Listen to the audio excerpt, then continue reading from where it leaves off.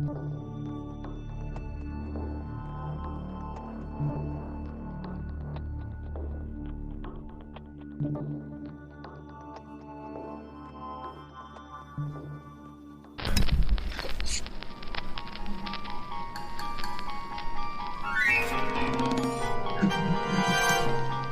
to a world of thrills, a world of drama, of capes and tights, a world where death is a revolving door.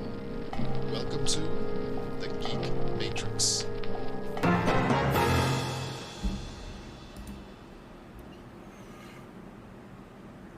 Hello, everybody. Welcome to the Geek Matrix DC Comics Review Show, episode number 221. Josh fucked me up there for a second. What the hell were you saying? I don't know what I said. Fair enough. All right. We are here. I am Rob. That is Josh. Say hi, Josh. Hey, Josh. And Brandon. Hello. Hi, Brandon. Welcome back, Brandon. We are here, as always, welcome every back. week. I'm here. Off Skype. Skype. Fucking Skype. Yeah, I've had a Skype account for bloody ever, and now I'm getting just added to all sorts of crypto chats at random, and no matter how many I block, I keep getting added to more. I even signed out of my account last week, and yet somehow signed me back in.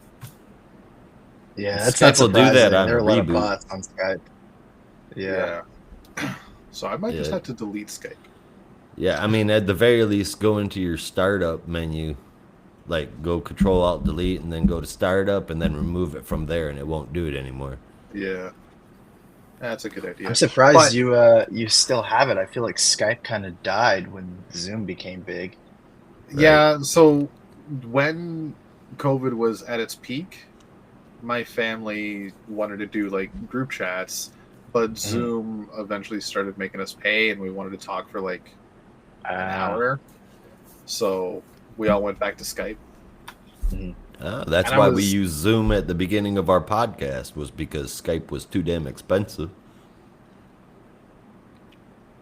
Or the other way around. Yeah, I was going to say. Yeah. Skype wasn't reliable, then we switched to Zoom, and then they started wanting to charge us. And yeah. I mean, I don't blame Zoom for wanting to charge people. It was supposed to be for business meetings, and then COVID happened. right? And all of a sudden, Yeah. everybody's fucking using it constantly. Like, well, we need to like monetize this shit now. Yeah, I don't blame you. Get in where you fit in, I suppose. Yeah, but that's another topic. I digress. We're here to talk comics. Indeed, And talk we are. comics we shall. But first, news. How's it going, boys? Oh boy, it's going. Yeah. It's going well for the most part, I think. Right on. Nothing a whole lot new to report. Not yet, anyway. But I'm sure something will change at some point. I'll be sure to let you know. I've got a couple of McFarlane Green Lantern figs on the way soon. Yes, Should you be do. exciting. tomorrow. I can't wait. I ordered 2 at GameStop and 2 from Amazon. GameStop is taking payments, and I'm just waiting on them shipping. Oh man. This will be the most amount of the same figure I've ever bought. But I'm hoping for platinums. Wait a minute. What ones did you get? Green Lantern. All 4. Oh. Yeah. Because that's the one where it comes with 1 body but 2 heads. Right. Tomare and Abin-Sur. And then the platinum comes with Arcus Chumuk and Green Man, if I'm not mistaken. Yeah, the Green Man. So if I get 4 and I get 1 platinum, then I have all 4 of them. I'm really pulling for you, man. I hope so. I can only do so much. I got your guy coming. Yes, you got me, Guy Gardner. And that's a perfect segue, because we had a lot of news last week. The New York Comic Con, which Brandon was at. How was it?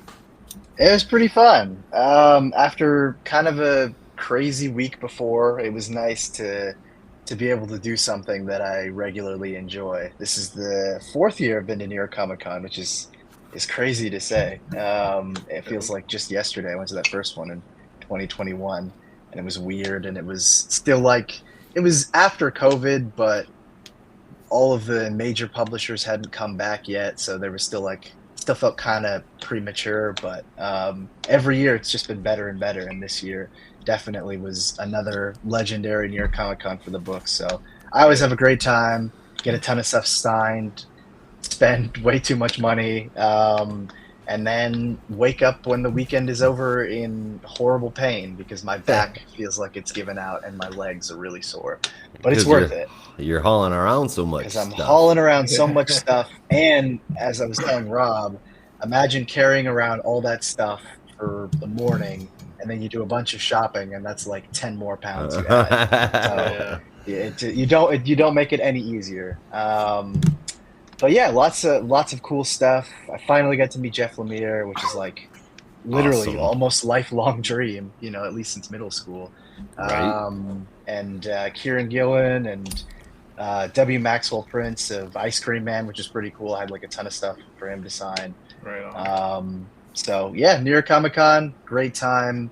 If any of our listeners happen to be in New York and are looking for a fun comic themed event, they're already setting up stuff for 2025. So if you can make it, it's worth the trip.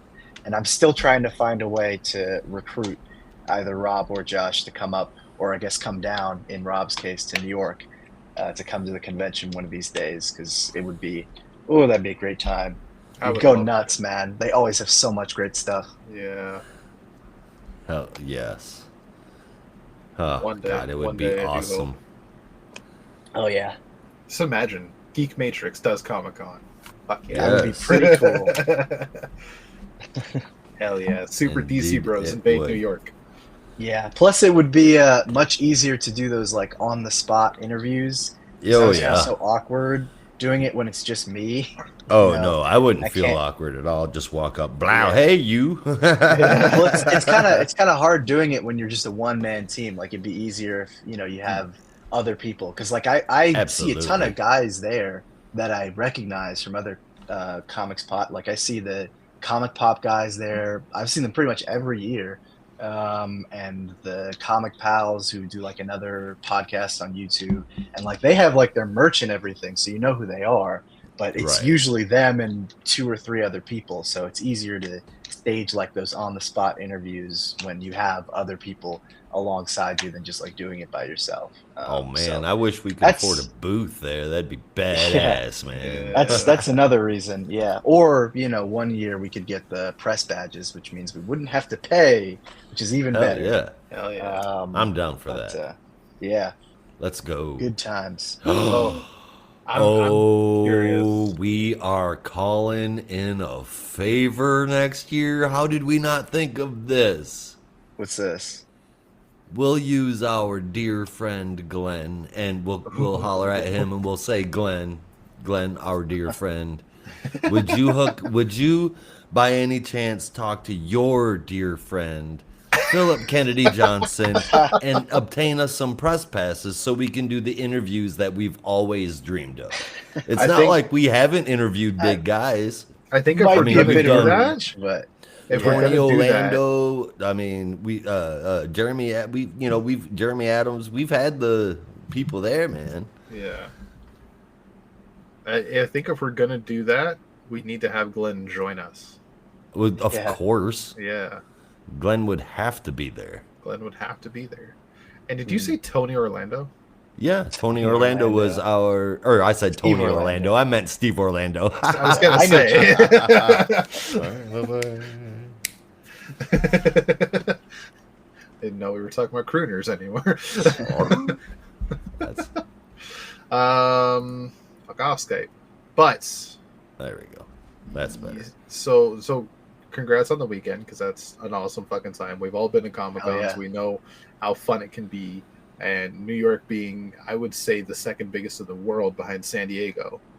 Oh yeah, I with think so. Yeah. honestly, well, it depends on who you ask, but I would probably say the only other contender that might be close to New York Comic Con is maybe C2E2. Oh yeah. Maybe, I don't know, because C2E2's I was shocked That's at how pretty big it big. was. Yeah, that's true. Yeah, and then I don't know. I Yeah, mean, that's very true. I've never been to Fan Expo Toronto, but maybe you could, tell me how It's kind of big it is. it's not like Playing. it's Yeah, like don't mind me, guys. any other major Comic-Con. It's really like any Comic-Con, but I wouldn't say it's a big one. Yeah, It's the biggest in Canada, Mm. but it's not necessarily like big in regards to like New York or San Diego, where Yeah. all the fucking news sites are going out and interviewing people on the streets, and you get like big news reveals from celebrities and movies and games and whatnot. Now it's really just a showroom floor, and there's some panels yeah. and celebrity Nice. meet and greets. Yeah, I'm But just asking it's because, like, big in terms of size because there's 2 fucking buildings it takes up. yeah, because the only other fan expo I've been to is in Boston, and that was like at the convention center downtown, which is pretty big. So my assumption is that most of them are usually using pretty big convention spaces. Yeah, and they'll be fairly similar, I imagine, in terms of like how it's presented Yeah, and how yeah. it's done. But we got a lot of news came out of New York Comic Con. It certainly was. Not much of a surprise. McFarlane revealed a whole bunch of new figures coming out, Woot woot. as well as Power Marvel Girl statues, and- which are cool. Power Girl Yeah. and Green Lantern look freaking amazing. Yes, Green Lantern. I have to Guy say- Gardner. For all the figures that were revealed, my favorite probably has to be Aqualad. Don't You you shut mean your Tempest? face, you liar. I mean, Aqualad, you know. Yeah, in Freaking- the red and blue costume, right? Yeah, exactly. Looking at That's this what way, they said. I assume that's what we're gonna get. It's not like they would show a picture of a character who has since dropped that name. That would be false advertising. Yes, for the record, Quite for the right, listener, quite right. for reference, on the list of reveals was a figure that looks an awful lot like Tempest, Garth from Aquaman comics, But All don't you grown be up. deceived. but they're calling him Aqualad. Isn't that, I mean, doesn't that just make sense? It's Todd like calling sit- Nightwing Todd's- Robin. Todd's I was sitting- thinking the same thing. Todd's sitting back in his office and going, hey, it could be worse. We could give you a Roy Harper, call him Speedy. Right? Yeah, they could give you a Flash and call him Kid Flash. Yeah. Give you Donna Wait. Troy, call her Wonder Girl. From now on, all Nightwings will feature the Disco Wing costume. It'll have to be just a Robin branding. Like if you buy a Nightwing, it's called Robin. Yep. Yep. Which Josh will take exceptional offense to because I according to him, definitely would. I would Nightwing freak the is fuck not a out. Robin. No, for Nightwing is a some Nightwing. reason. You're a Nightwing. Oh, I wish. That's What all I think you wouldn't have do left to have do. that ass. What I wouldn't do to have that life. Right? What was that? I said what I wouldn't do to have that life. Right.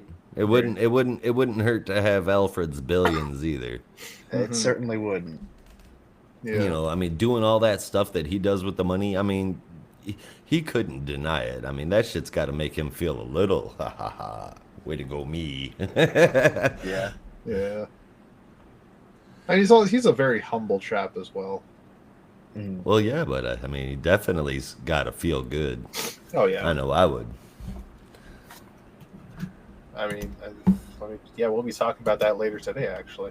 Yeah, and actually, before we jump on, Brandon, I said something last week that kind of blew Rob's mind, and it just occurred to me. I mean, this is Nightwing not only has broken away from the Robin moniker and the Robin identity, Not only has he done more charity work than Bruce ever dreamt of already, he was able to do one thing that Bruce wasn't able to do, and that is save his city.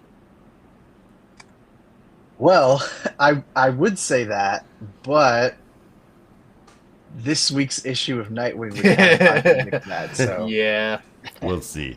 it was true last week.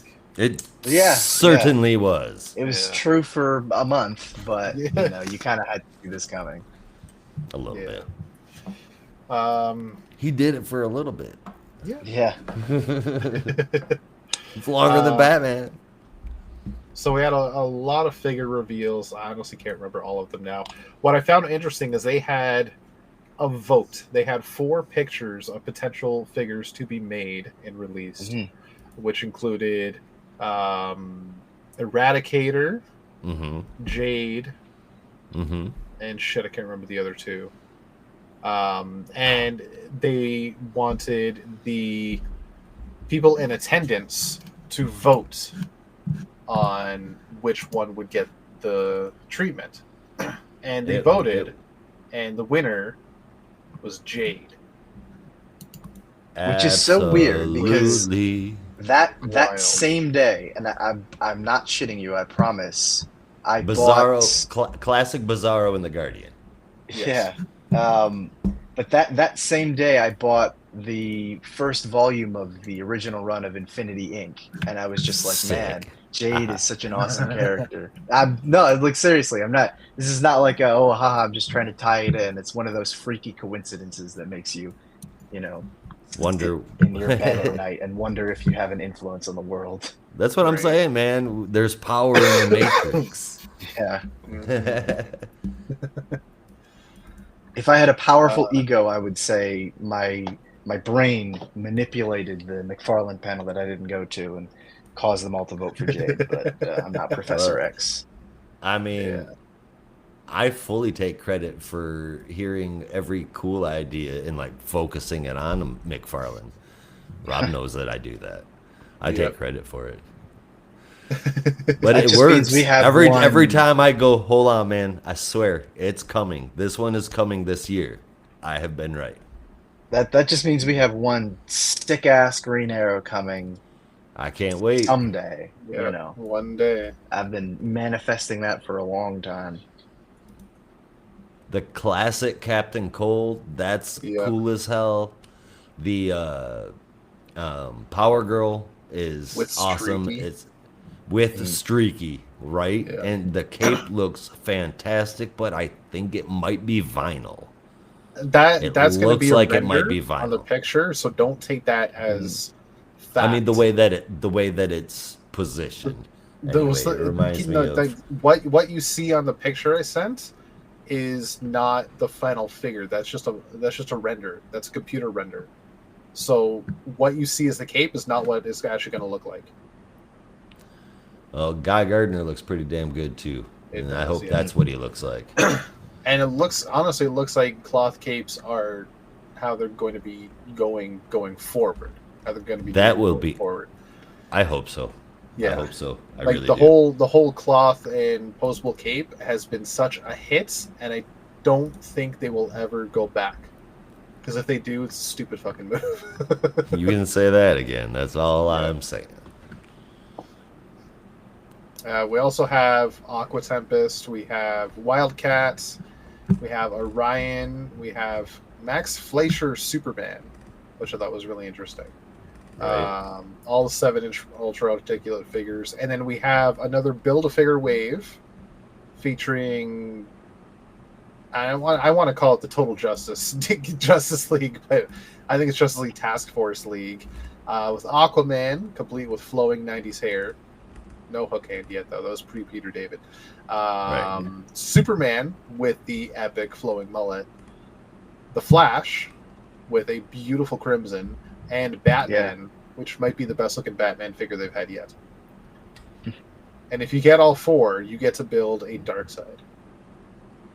A classic. Weird choice. Whoa, hold on. I must have missed this. Oh, you didn't see that one? They look fucking good. I skipped right by this picture. Holy mackerel. Yeah. I feel like somewhere in the future, and maybe I'll be wrong, and this will be very embarrassing, but we may be getting a Jesse Quick. Just hear me out, because so far right. we've gotten Impulse, we've gotten Max Mercury, and now we're getting classic cowl 90s Wally West Flash, like stepping out of the page of Mark Waid's run. And the only other character missing from that run, with the exception of Johnny Quick, is Jesse Quick. Yeah. I feel like it's time. All right, I can tell you. I can tell you by the end of. Yeah, they are. But by the end of next year, Zatanna is coming. Hell yeah! With actual fishnets, not paint. Do not take that as fact. It is Josh's hopes and dreams, but his hopes and dreams. It's me calling it. Yeah, it is me calling it. By the end of 2025, we will have a Zatanna figure, and it will have real fishnets. Can we throw Jessica Cruz into there as well? Jessica Cruz is on my Connor hope Hawk, list. Please. Oh, Connor Hawk. I don't think we're getting Connor Hawk for at least 2 years. I think we will get a good looking Ollie though. Yeah. If you could pick a Green Arrow to have first, would it be Ollie or Connor? Oh, it'd be Ollie. But I envision, like, this is like pure fantasy, but I envision a just beautiful 2-pack, a la the Batman Hush, although that wasn't as beautiful, of Green Arrow and Black Canary, and I would fall over and die happy. That would be amazing, knowing that I had that. Well, speaking of 2-packs, I mentioned that they are fleshing out Flash villains. Now, we already have Captain Boomerang, who's out now, and Josh mentioned Captain Cold is coming. And in a 2-pack coming later this year is Thomas Wayne, Batman from Flashpoint, and Professor Zoom, the Reverse Flash, Eobard Thawne himself. And it's a very classic-looking Zoom. It's got the red eyes, so it's not like a classic mask, but it's pretty much what you get out of Flashpoint, and it looks fucking good. Now, we have a Heatwave already, right? Out. There is kind of a stylized Heatwave. It's part of like an Elseworlds comic, so it's an original design. Okay. But technically, there's a Heatwave already. Well, that one doesn't count. I would say that the next one's coming. We'll go Heatwave, Weather Wizard, and then Glider. Yes, get the rogues going.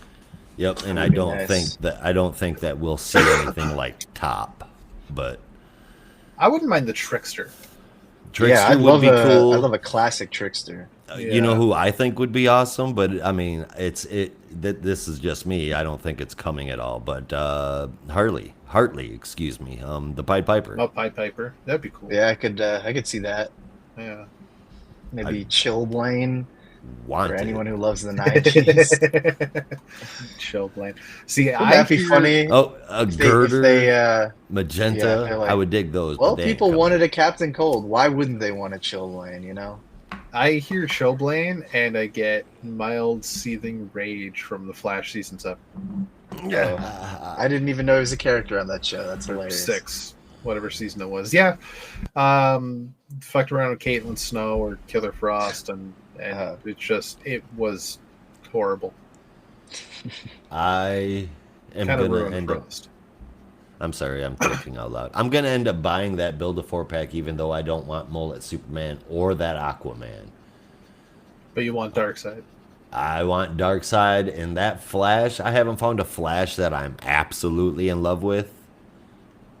And I wish I held out on getting a Wally West, because as much as I like the Wally I got, it's Mike Deodato design, so I'm not in love with it. Like, I didn't even know it was humanly possible to have a 16-pack. The only other version of that figure they've done recently, I think, is the DC Essentials or DC Collectibles one that I have, and I think it's only like 6 inches. So where the symbol sticks off of the costume just a little bit?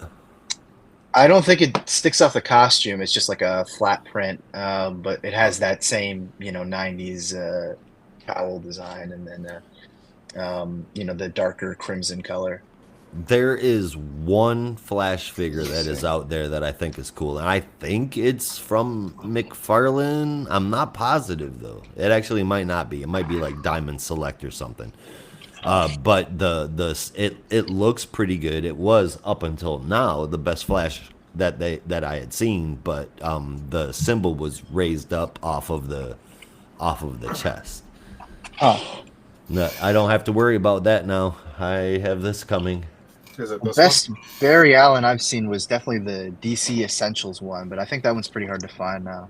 I bet. This one's got the raised chest emblem. Yeah. Wait, hold on. Let me put you big. All right. Yes. Yeah, That's no. that's the Mine, one. Yeah. That's the one I'm thinking not that of. This is the Mike Diodato Yeah. design. Ah, Or, okay. well, technically it's the EVS design from Yeah. Flash Rebirth, but they just repurposed that costume. which is where we should be. I firmly believe we should get Girder and Magenta. I mean, it's got the Mike Diodato And eyes. Peekaboo and Double Dare and Double Dare, hell yeah. I don't know about what's his Peekaboo. Plunder. I'm trying to think of all the villains from Jeff Jones. Man. Oh, there was yeah. Oh my God, is it Magma Man? What the hell was his name? Molten Man? No, that's Marvel. What is his name? You know how I'm talking. Tar Pit. Tar Pit. Pit. Yeah. Yeah. I know exactly Tar what Pit you're would talking be about. cool. Girder, for sure. Girder for sure. I Yeah. want, And damn it, I want onomatopoeia and the answer. I know that's not the Flash, but I'm just, Answer. random ass villains that are out there. I want those two. Okay, if you're getting the answer, I want Eraserhead. Eraserhead isn't a DC villain. I don't care. That doesn't count. I'm like, what Eraserhead are you talking about? Like from the David Lynch movie? No. I might be No, and- thinking of. From My Hero Academia? No, I might be thinking of the wrong character. I'm seriously dumbfounded that now that we have like this action fueled question, now they haven't done something like reinvent the answer to have it be like her nemesis. I mean, it's corny, Oh, God. but there's a I think villain that's too sitting corny. right there. Well, Yeah. see, the thing is, don't bring them back comically. Bring him back similar to what he was originally. Just make him a little darker. I think that would be cool if he went It's through funny that like you, some kind of like culty dark whatever. Yeah, it's shit, funny that you casted the answer as a villain, because I always had this really stupid pitch of like, if I were to reboot the question, I would reboot it as a Batman and Robin team of the question and the answer. That's a complete revamp. Yeah. Okay, so it wasn't Eraserhead, it's just the Eraser. Oh, I see. Yeah, it was like Eraserhead. What, isn't that Arnold Schwarzenegger? No, let me show you. This guy. Oh my God. Ah, Literally a pencil for a head. I mean, it's a mask, but still. nice. That's like Condiment King type shit right there. Yeah. Hell, on that note, give us Condiment King. No, And Kite Man. you don't put Yeah. that. Kite Man definitely needs to come. Hell yeah. There's a lot of people that feel that same way. Yeah. The only After I ones saw I can say them for do the only ones I can say Wave for right Rider- now is Zatanna and Black Canary. Yeah. After I saw them do Wave Rider, I was like, they can really do any figure. They don't care. Right? Yeah. That's why we have Effigy. Yeah. Exactly. Oh, you know a Next, figure I passed Alexander on. Nero. You know a figure I passed on like a long time ago, with a storyline that was kind of iffy for me. But now I want the figure so bad is Abyss. Oh, really? Really? Yeah, like It's like a great I've been. design. I mean, Yeah. It's a great design, and now like sitting here wanting Abyss, I'm thinking Abyss should come back. mm. But anyway, we'll get to some more Batman later. Yeah. Why, Josh, are you I didn't giving say praise I to a didn't. Joshua Williamson character? Shut up. Do I need to look As out you- my window and see if pigs have started to fly? You're in the city, you wouldn't see it. It depends how No. far they fly. Well, Exactly. let's just say that we may all be surprised by this week's comic books. Oh goddamn! Some of us, Okay. and I'm listeners already too. surprised. Yeah. I am already surprised. Before we get into all that, there's comics news, comic reveals that came out of New York Comic Con. I mean, some New York Comic Con, some just the regular solicits coming out in January. We have more Absolute books coming. There's Absolute Green Lantern, Absolute Martian Manhunter, and Absolute Flash. Absolute Flash is a very young Wally West. An Absolute Martian Manhunter looks like a jelly bean, but in the best It's a way Martian that is possible. not a Martian, which is how Dennis Camp pitched it, which I was like, Then- sold. Wait Sold. a second. You didn't even have to say Wait- anything else. Wait a second. When I hear my Martian Manhunter looks like a bean. It's not drawn by your least favorite artist. No. Thank goodness. No. Yeah, He's slightly colorful and oblong. yeah. And jagged I don't at know the how same familiar time. you are with Javier Rodriguez, but his stuff is mind-blowing. All right. Yeah. I'm not used. I mean, Martian Manhunter's had all kind of different interpretations over the years, and Nothing like this one. Nothing like this one. Interdimensional creature is Yeah. not what I was It's like expecting, but I'm here for Picasso on weed. Picasso on It's a weed. bit. Yeah. You put your weed in it. All righty Yeah. then. Absolute Green Lantern, I honestly don't remember a damn thing about, which is kind of weird. I've been focusing on a book we'll be talking about today in honorable mentions. But we also have some new number ones coming in January. I should have pulled it up. But primarily, I can say, because I remember this one very much, coming in January, Aquaman is coming back with a brand new number one. Hell to the fuck yeah. Whoop, whoop. I am stoked. And it's being written by Jeremy Adams, which makes What? me even Awesome. more stoked. Yeah. Hell It's being yes. drawn. It's Wait being a second. drawn by John Timms. By John And it- Timms? Looks fucking great. That's Which- awesome. Should not have come out when it came out, but is awesome news nonetheless. Yeah. Oh, very much. Yeah, it was kind of announced today early. Jeremy Adams was Spoiled supposed to- hours before it was supposed to be officially released.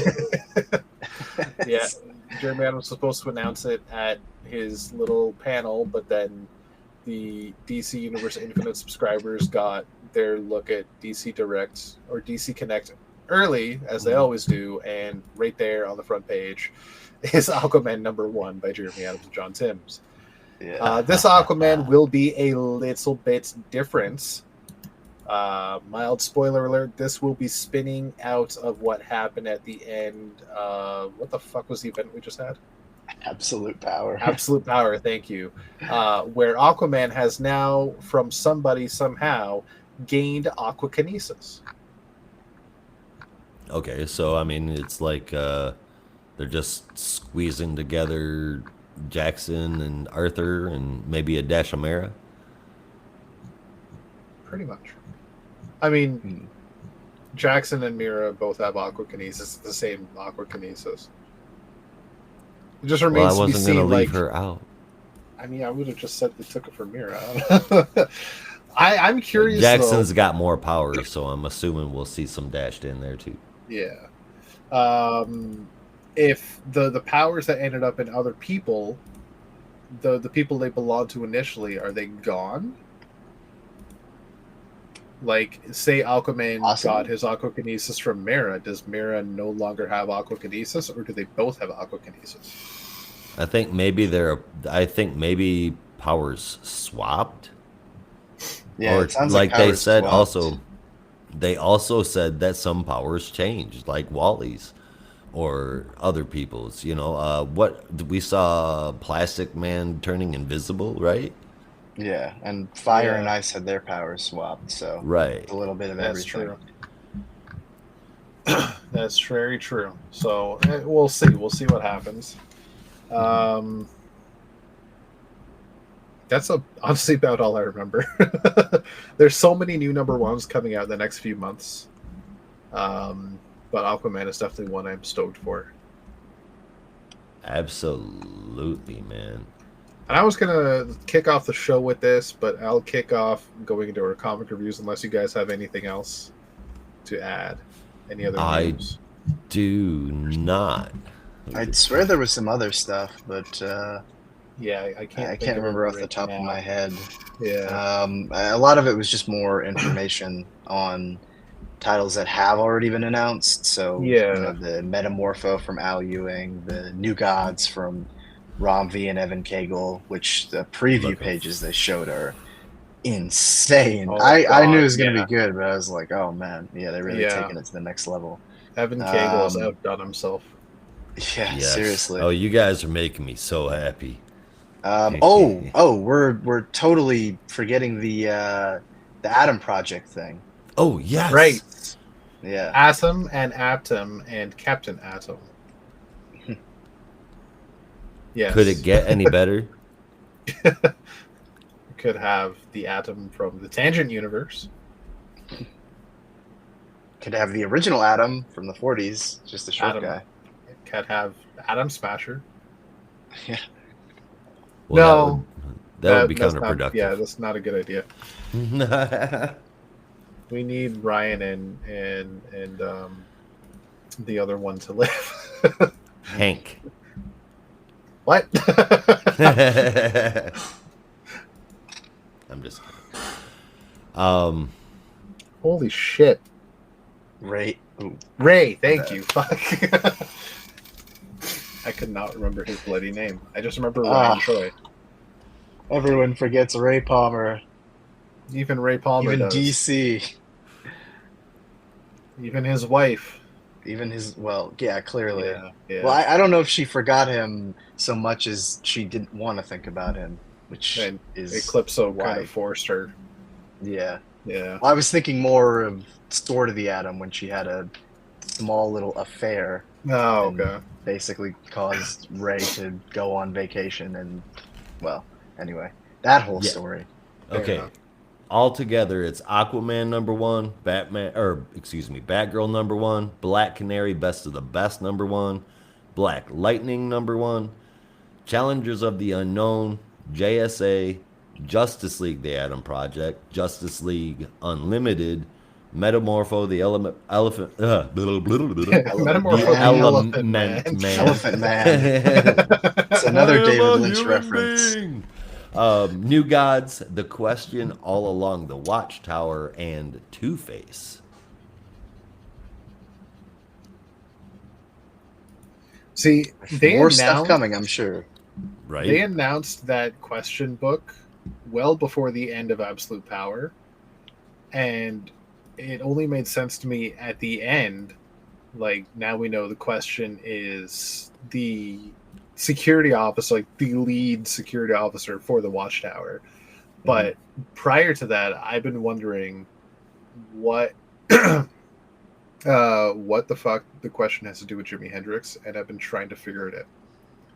I think you mean Bob Dylan, Yeah. No.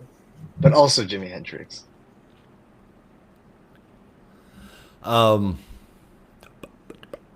Commercial time?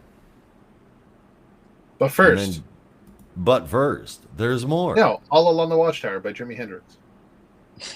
Originally by Bob Bob Dylan. Dylan. Okay. So I'm not technically wrong. Not technically wrong. I would heard say the the Jimi Hendrix one's version probably the more first. famous one. Yeah, and that's better the one, thing. Real Yeah. talk. Yeah.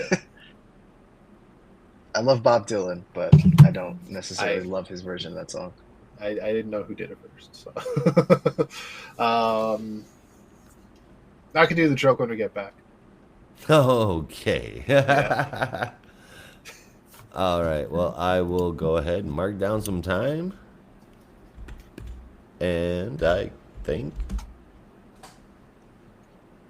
that'll do it. Hey, everybody, we're back. Hey. Sorry for such Hello. a long wait. Hey, on that note, why can't you hear pterodactyls go to the bathroom?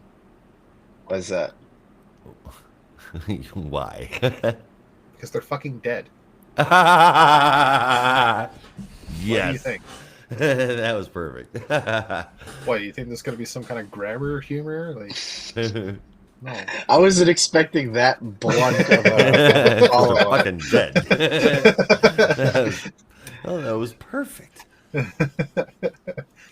I wanted to start the show that way, and then kind of just Skype interrupted me, and then I lost my train of thought. Oh, It's you like- gotta it's like hear when you when say- that happens. Like when you say like how many dogs does it take to change a light bulb, and they say how? It's like none. Dogs don't change light bulbs. They can't Exactly. do that. Yeah. Just like, oh, okay. Yeah. Whoops. I love a good anti-joke. Right? Yeah. No, like, oh, that fell apart. None. Stupid. Dogs don't have thumbs. Ingenious bastards. How did they do Yeah. it? All right, that would be crazy. But let's. What's going to be crazy is the amount of books that we've got to cover. So we Oh, God. should get rolling. We're 40 minutes deep, and let me hit the honorable mentions before we jump into the rest of them. Here is the rundown. DC Horror Presents #1. Have either one of you guys read this? Not yet. Holy hell, I'm gonna man. love this. Cover from Tyler Crook is very enticing. Oh my god, I am gonna love this so much, and with characters we know, it's great. It's a 9 out of 10. I'm so Right excited on. about this title. Is it like modern DC characters in horror situations? Well, okay, in the two stories that are in issue #1, we have Dollface and Wonder Woman. Ooh. Yes, Is this a one shot or a new anthology? it's a new anthology. Nice. Yeah. We've got a whole new line, I guess, coming about DC horror with under the Black Label. Ah. I think so, anyway. I hope so, anyway. Now I'm doubting myself. Anyway, from the DC Vault, Death in the Family, Robin Lives #4. I will tell you this much, as clickbait as it sounds, you will not believe what happens in this issue. Does Jason die? Well, Is that's none all of your right in the business. world? Does Jason live? Well, that's none of your business. I mean, the book says Robin lives. I can only assume he does. It's got to be one or the other. Yeah, I can he tell you lives what or it dies. is. It's awesome. I'm Uh, serious. This has been Cop way out. better than it should have been. Okay, 8.5 out of 10. this is the last issue of it, right? Yes. Okay, No. so Yes. no, yes, Sorry. Yes, it is. yes, no, no, yes, Yes. no, yes, yes, no, No. yes. Book it. Yep. That was Um, that was also a Futurama reference. If y'all didn't catch that. Oh crap! I forgot to tell you, Yeah. I was at the Futurama panel on Sunday. Well, we can talk about that later, but There's a Futurama. that was a panel? lot of fun. God damn. there's a Oh, Futurama brr. panel for the new Yes. season. We need to They talk had about that. Oh my Billy god. West, No. John DiMaggio, and Matt Groening up there. Right on. Okay. Here's the deal. Are you ready? Yeah. If I come across an enormous sum of money and I can afford to buy all of our tickets, then we have to go to New York Comic Con. Yes, please. You know, if it I will happens. put you guys up. Hell yeah. You don't even have to pay for a hotel. You have All right, space? Holly would become. We'll make it work. Hell yeah. But Rob, I'm gonna need you, and I'm gonna need you, Brandon, to cosplay as Zoidberg and Bender. Oh my god. I can do Who's both who? voices. Which do you want to be, Brandon? I can do both voices. Which one do you want to be? I don't know. think Brandon should be One Bender, not as good. and Rob should be Zoidberg. Okay, I'm down Oh with my that. God. Brandon, how good is your whoop whoop whoop? My whoop, not that good. My whoop, I can do Mostly that. because I'm too self-conscious.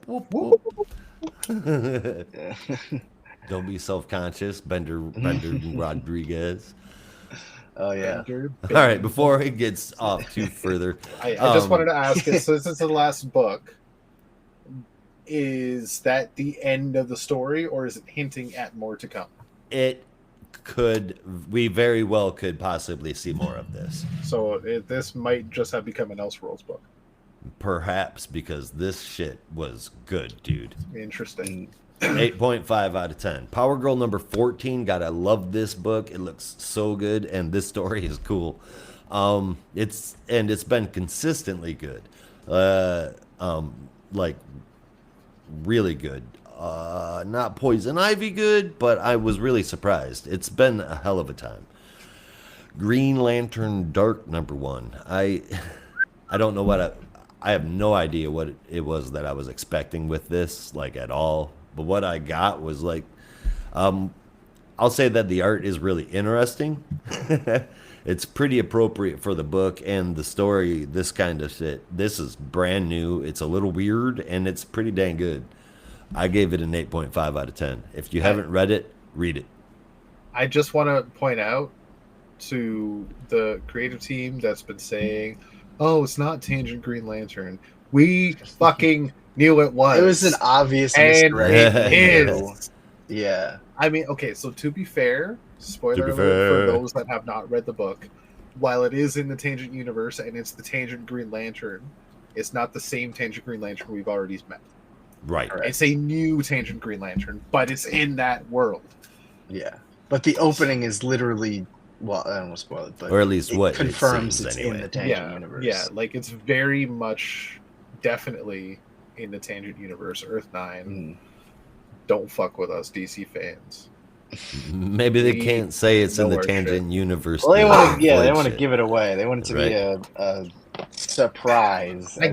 Get that, but when the fucking cover of the first issue says Green Lantern and there's a woman with a dark cloak and a Chinese lantern on a hook, it's only going to be one person. Could possibly be. You know? I don't know. Well, I guess the cop out that they could have is it's not technically the Tangent universe. It is a alternate timeline of a different Tangent universe. Right. Think about that. Yeah. Boom. Or an alternate timeline of the Tangent universe, if you will. So an Elseworld of an Elseworld. Or this universe's version of the Tangent universe. Yeah, let's go with that.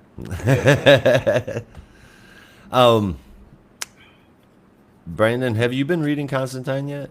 I know Rob's not going to. I know it's too fucked up. No, I'm holding out on this one until it's all finished so I can just read it in one go. Okay. Hell yes, because this one sentence, this entire issue is holy shit. Oh, great. Yeah. It's so weird that 9 out of 10. This book ended in, I mean, the original Simon Spurrier, Aaron Campbell run ended in 2020, maybe 2019. I don't even remember anymore. And they're still going with this. I don't know. That kind of blows my mind. Like, people really love this series that they were willing to give it its due. It earns it, and it deserves it. 9 out of 10 for that one. Batman the Brave and the Bold number 18. So, like, Batman doubts his worthiness. Miss Martian and Jackson Hyde are drawn amazing, and the action is great. It's a pretty darn good story.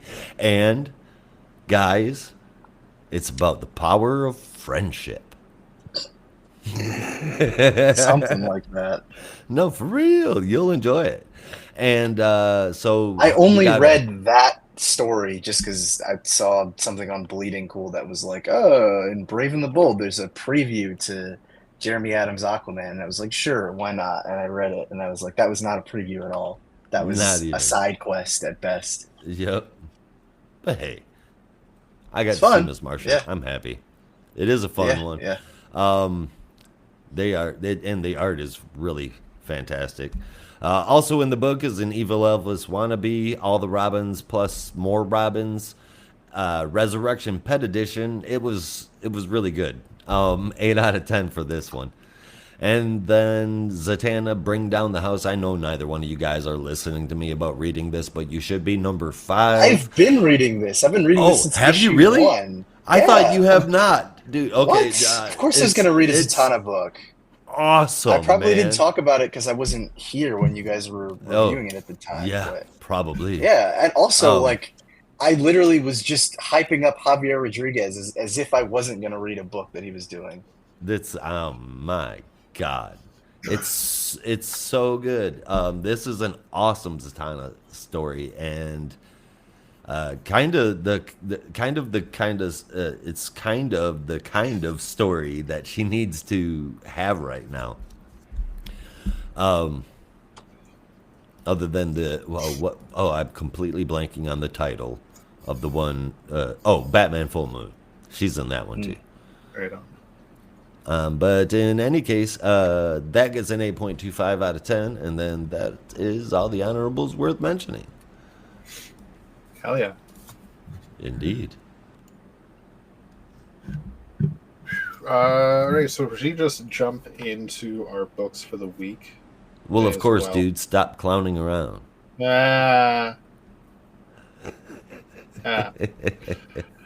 If that wasn't obvious, we're going to be talking about HarleyQuinn number 44. You make jokes like that. It's not a laughing matter. Oh.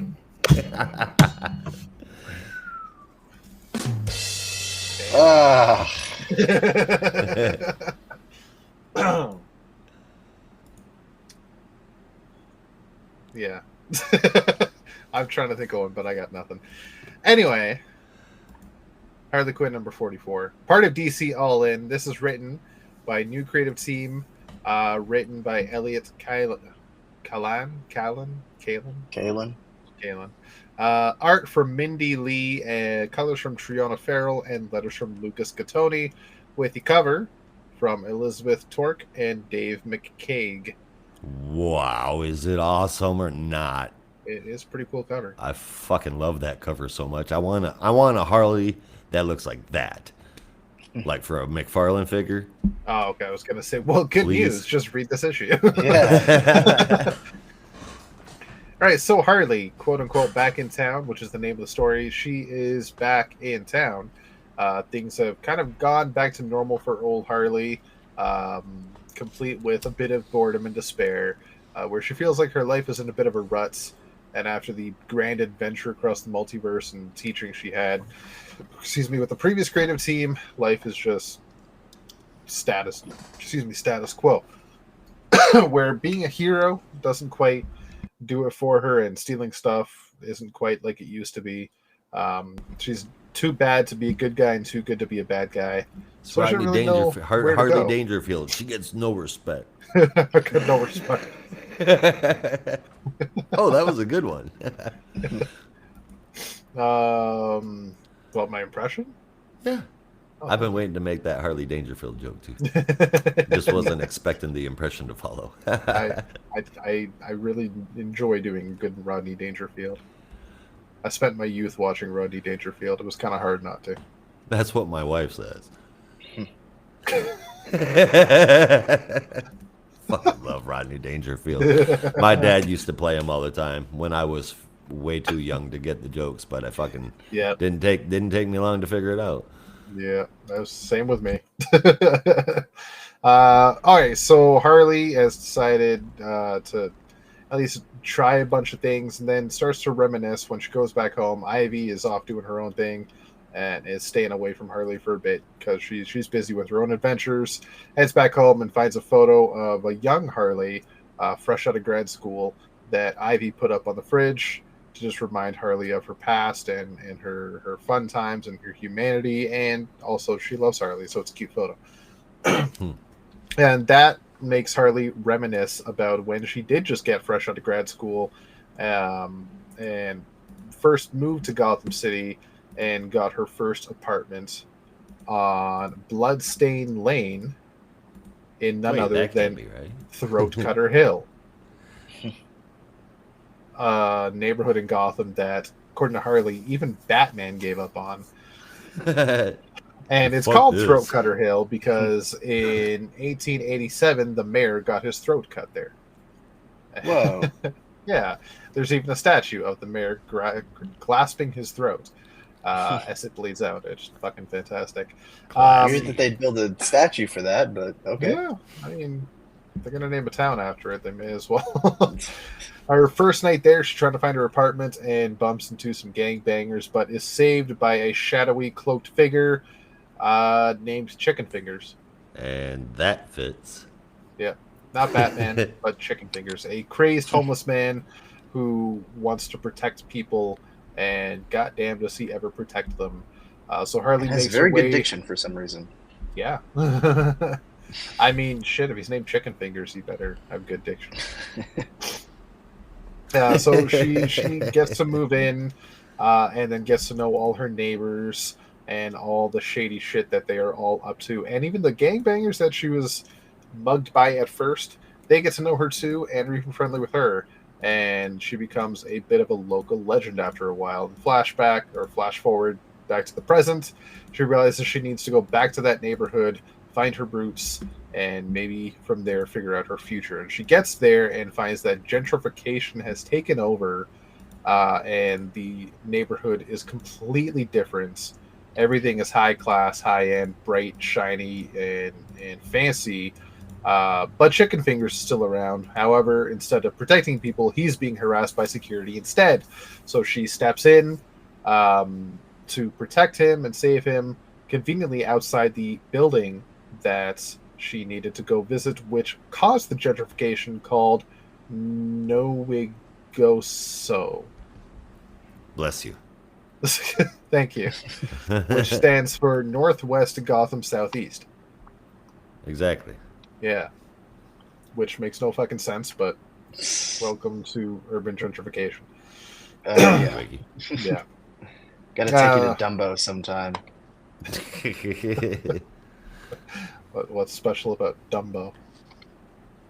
Dumbo is a neighborhood in Brooklyn that also has an abbreviation just like that, where I forget what the full thing is, like down under the Brooklyn overpass or something like that, but it's another one of those. Let's just take the first couple letters, put it together, boom, new name. Yeah, so no one calls it down under the Brooklyn overpass. They call it Dumbo. Wow. Yeah.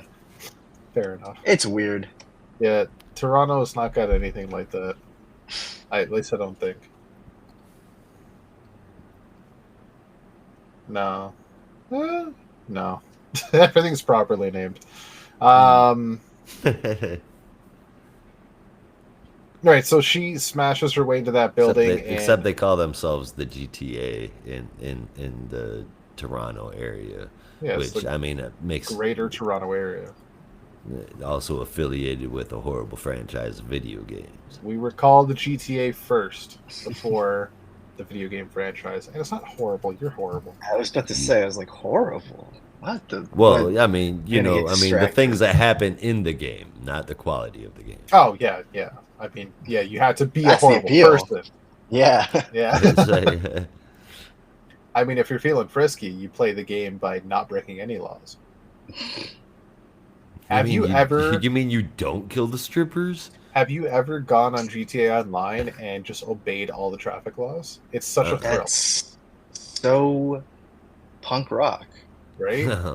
You see people zooming all around you. You're like, bitch, there's the red light. Slow the fuck down. You're crazy. Although, when I was playing Cyberpunk 2077, you did have to drive almost like you were regularly driving, maintaining like 30, 35 miles an hour. Yeah. All kinds of shit. Otherwise, you were going to just crash every time you fucking turned around. Jeez. Because it was like a mega megalopolis. It was like huge, so much traffic. You had to know how to drive. What's that? Keanu Reeves was there. Whoa. If this Yeah, vehicle he goes was. over 35 miles an hour, it will crash. You know what's so weird is Whoa. that Keanu Reeves really was there. He was, yeah. He plays Johnny Silverhand. He's Yeah. a big part of the story. I will never forget that when he came out to talk about the game at the Video Game Awards years ago. Uh-huh. And it was so classic. I think he came out, big smile, and this like at the height of his popularity, and someone in the crowd shouted, "We love you!" And he just went, "Love you too!" And everybody cheered. And that sounds like a fake story, but it actually fucking happened. Oh no, dude! That's why Is that call where him the "Know You're Amazing" thing came from? That's what it was. Yes, no, you're right. amazing. Yeah, I It's remember that, but I couldn't remember Yeah. how long ago that was. Yeah, that was great. You're amazing. Keanu. Yeah, The internet's boyfriend. pretty much. He's just a classy guy. He really is. Yeah. Nicest guy in the world behind Tom Hanks. I am maybe in front of Tom Hanks. Maybe. Maybe. But anyway, speaking of nice guys, Harley smashes into a building and beats up a bunch of security guards. Bud and Lou helping her out by biting some in the arm. And this is when the building's proprietor comes down, Althea Klang, who is the manager and owner of Nowigoso Tower. Bless you. Thank you. Very, very powerful businesswoman, and has caught Harley's eye of romance almost instantly. Harley's swooning over this person, but then Althea, full-on lady boner. Yep. Althea, and not afraid to say it either. Yeah. Althea then gets a little bit too cold with Harley, demanding that she leaves, and it's everybody else's fault, and yada yada, typical business gentrification nonsense. Harley gets a little pissed off and then storms out of there, finds a place to live in the neighborhood, and figures she needs to stay there and help it get better. Upon finding an apartment from a little nice old lady who lived in the neighborhood pretty much her whole life and remembers what Throatcutter Hill used to be, along with her grandson, who now has romantic eyes for Harley. She now has that room for rent and opens up her own little agency called the HarleyQuinn Destructive Agency. Her next step is now to tell people she's actually taking clients. Meanwhile, Althea now has asked some mysterious figure to bash Harley's face in, but just don't do it on the new carpets. Not the new carpets. Yeah, definitely not the new carpets. Those cost money. They do cost money. Yeah. Especially nice carpet. Exactly. We just got a carpet for our living room like last week, and I can relate. I would be pissed if someone got blood on my new carpet. Yeah. Anywhere else in the house is fine, just not there. Is it a white or cream colored carpet? It's like a gray, and white blend. Like a light. Oh, so it's a light gray. So yeah, that's still a pain in the ass to get out of. You get blood on any light color, that's gonna stain forever. Yeah. Man, you stained my rug, man. Yeah. Look, that's why I'm like, if I get mugged, I'm like, beat me up anywhere in the house. That's fine. Just don't do it on the carpet. I don't want to pay for that. I will give you this tip. If that creepy customer I helped in my first summer working at Home Depot was right, kerosene will get blood out of it. Oh, okay. Ammonia. Good to know. Yeah. Ammonia breaks down the blood, and you can pad it up. I feel like we need to unpack that story, but we can do that another time. It's honestly a very the story, Benny. Guy came in, busy Saturday, middle of July. It's asking for the kerosene. I show him the kerosene. He's looking at it, then turns and asks me, "Does this get blood out of a mattress?" And I'm like, I don't know. And then I fucking left because I don't want to be. I don't want to be an accomplice to whatever the fuck he's got going on. I mean, it could be maybe cut his hand or something. You never know. But your first assumption is always. I figure best case scenario, he's got a teenage daughter. Maybe she had her first period, had an accident, and he's got to fix it. Yeah. I don't know. Like you said, cut his hand, got some blood. I don't know why he's cutting things on his bed. That just leads to bad things. But hey, don't kink shame. Look, you got blood on a mattress with a knife. I don't care what the fuck a kink is. You're doing something wrong. Yeah. I'm not one to kink shame, but that's fucked up. Hey, guy. I think it would come There's down... a new show called It's Florida, Man. And if you just please watch this, please watch episode 1. It will blow your mind. And it's relevant to this conversation. Is it? Because this happened in Canada. It's kind of relevant to where the conversation went. Yeah. Okay. Fair enough. I'll check it out. But yeah, that's the last I ever saw that guy. I can only imagine he's in jail now. You can only hope. Yeah, I hope. It's been 12 years. He still hasn't found me, so. Well, it's a good thing you don't broadcast yourself on the internet. And honestly, it was like it was either I say I don't know and walk away, or if I was feeling particularly witty that day, just say maybe if you burn it, which kerosene will help. But yeah, just a bit, huh? Again, I did not want to be an accomplice. Yeah. Best to just GTFO. Yep. But yeah, so that is HarleyQuinn. Interesting little story. It feels a little weird going back to this kind of status quo after the grand adventure we already had. Reading the story, like, I don't hate this story. I don't think it's a bad story. I think it's a good story, but I'm realizing, like, there's only so many stories HarleyQuinn could really fucking have unless we get another major change. Right? It just feels like Harley, after the last few creative teams, just repeating herself. If that makes sense. And it just seemed to kind of come back to the, maybe not so much with the Teenie Howard thing, but it's definitely like, back to basics. Am I a hero? Am I a villain? That sort of thing. What is my purpose, to quote Avenue Q? Yeah. Which great fucking show to quote. It's been 44 issues of the same, like, am I a hero or am I a villain? Like, can somebody figure it out? Maybe that's what this is. We are supposed to go all in on it. Hopefully they do too. Hopefully. I fucking hope so. The art I was not in love with.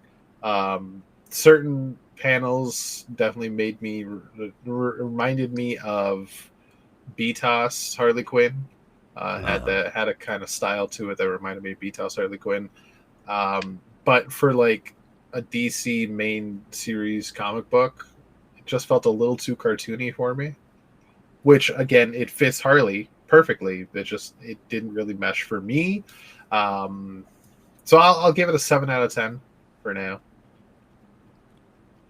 I did forget to mention the new suit, new duds. Which you see on the cover there. She does create a new outfit, which is very detective style. And looks good. Okay, so here's my problem. You guys heard how much I liked it at the beginning of this review, and I keep going back and forth, like, do I like it? Because I look at it and I see it feels like it's like really Punchline inspired. I can see that. Maybe with the like knee-high boots, but that's about it for me. Doesn't Punchline also have lines going down with the diamond on it? I think so, yeah. Maybe, yeah. Maybe not. Anyway, I mean, it definitely isn't a hate it, or it's more of a like, do I love that thing or not? And as far as the story goes, man, it's like Rob said, it's Harley being Harley, 100%, both good and bad at the same time. They did set it up as to why Harley isn't around Poison Ivy right now. You know, that HarleyQuinn can continue selling books under that title. It explains why they're not constantly together. I'm curious if that's gonna carry over into Poison Ivy. Guess I'll have to wait and see about that. But this is a kickoff. I enjoyed it. It's where we always end back up at Harley, but we always keep reading it too, so must be a reason for that. The art and colors are freaking great. I like this. It was cartoony, but not in a way that I didn't like. And even with this being the setup issue, I had a hell of a time. I'll give it an 8.25 out of 10. Nice. Yeah, I gave this one a 7.5 out of 10. Like, the exact feeling I had finishing it was like, that was interesting. I don't know. I mean, it's not bad, but it's nice to have a story that's a little more grounded than the last run, because it kind of felt like it was getting off the rails towards the end, and I don't know what the fuck was going on. But at the same time, I'm kind of like... multi-dimensional Vorpal fish. Yeah, it just, there's something about it that's like, I don't know, I like that it is more contained, but it's also kind of like, I hesitate to say it's boring, because it's not, but maybe it is a little flat. The premise is just that Harley is going to fight gentrification, which sounds kind of funny. Certainly something I'd like to see happen in real life, but I don't know, maybe just because it's an introduction, it feels like it's still getting warmed up. But yeah, I kind of came away from this one, I was like, it's interesting, but I don't know if it's anything to really get super excited about. And I kind of agree with Rob on the art. There were some panels that I really liked, like each of the scenes where Harley crushes on Althea and then the grandson crushes on Harley, like that was executed well. All that stuff, all the like hyper exaggerated stuff worked, but some of it just looks as a little too exaggerated to the point where I don't know, I wasn't fully on board with it. So a little bit of a mixed bag to start, but I don't know, maybe there's potential there, who knows. Yeah, we'll see what happens. All right, maybe the next one will be a quick one, because we're going to speed on over to TheFlash, number 14, brought to us by Josh. Oh boy, you're muted, bud. Josh, you're muted. I am muted. Thank you very much. Written by Simon Spurrier, art by Vasco Georgiev, colors Matt Herms, lettered by Hassan Al-Smani Al-How, with the cover coming from Mike Deodato Jr. and João Canola, and Deodato being Robin Brandon's favorite artist. Yeah. 2 weeks ago in the Arctic Circle, Green Lightsaber Guy is hiking through ice and snow to a cave he apparently knew was there. Going story, you know. He apparently knew it was already there. He's looking for a promise to be fulfilled. He encounters a futuristic-looking knight that is riding a dinosaur outfitted with lasers. Duh. How very atomic. Now, Wally has scooped up his family to take them on a vacation to Skartaris, the magical underground world home of Travis Morgan, also known as Warlord. And if you haven't read Warlord, what the fuck are you doing? Oh my god. Well, what are you doing with your life? If you haven't read Warlord, that's okay, because it's kind of hard to find. But right. That's all the more reason to pre-order the Warlord Omnibus. I would say shameless plug, but we're not endorsed by DC. Right. But you should do that, because if it sells really well, they'll do more printings. And it's really good. So anyway, a couple of days ago, okay, that was 2 weeks ago that happened with Green Lightsaber Guy going into the cave. Now, a couple of days ago, Wally had gone and set everything up to make sure everything would be safe, even checking on Iron Heights, who's got all of the escaped prisoners back except Weather Wizard. And now it's time to go to Barry's retirement party. While other powers returned or changed or traded, Barry's disappeared. And now he's retiring as the Flash. During the party, Wally... I'm sure Josh is over the moon about. I told you. Finally, all of his dreams come true. I said First those hero are to predictions. I retire. mean, not necessarily dream. I hope he sticks Oh, around though. haven't you also said like Barry should retire? Yes. Yeah, And he did. he did. During the party, Wally gets the call from the watchtower, and what's weird is that it's from Skartaris and addressed to the Flash. That was the SOS, telling him about Weather Wizard and how he went there, and he's like all powerful. Wally's like, my wife is gonna be so pissed. Red Tornado basically says, "Tough luck, pal. We all want a nap." Yeah,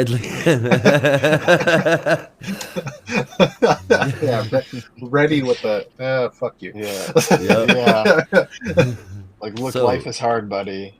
Yeah. You know what else is hard? Not having a body. Right? I'm doing all this shit without with like a hologram head. Yeah. So Reddy leaves, but Pilgrim Wade pops in and says he has an idea. So that's why Wally brought them all on vacation here to Skartaris. Tisk tisk. Yeah. Wally is confessing to Linda the whole What a mission place thing to now have after his right.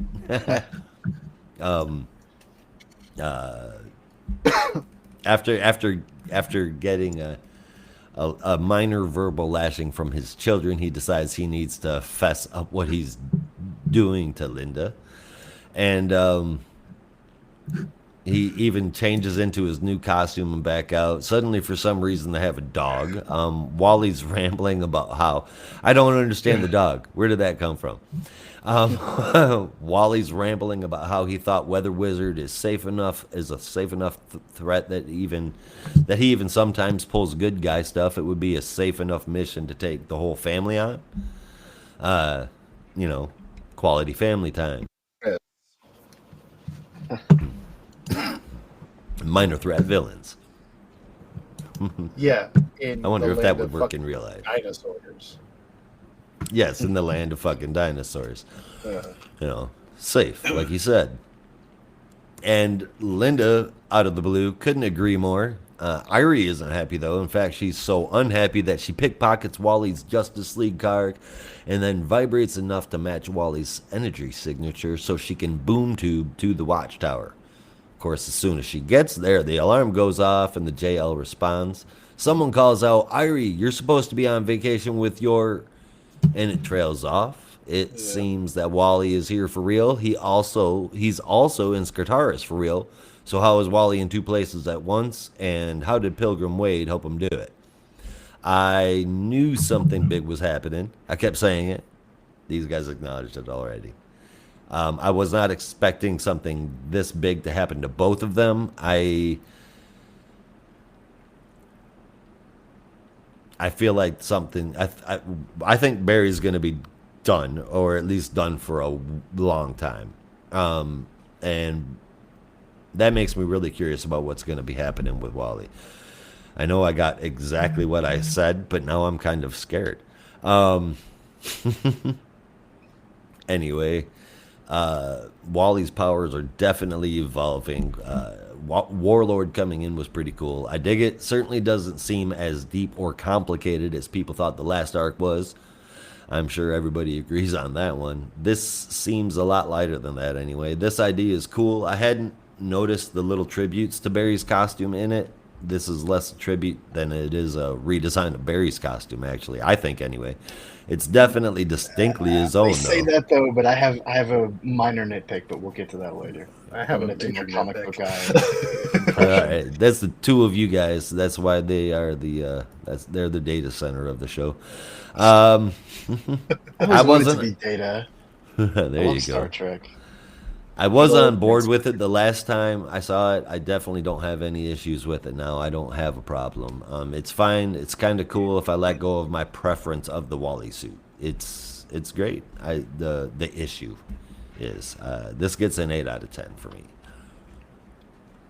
Okay, I just have a minor thing about the costume, and then I'll talk about my actual feelings on this issue. But Iray says that, and that is, as the kids say, cap.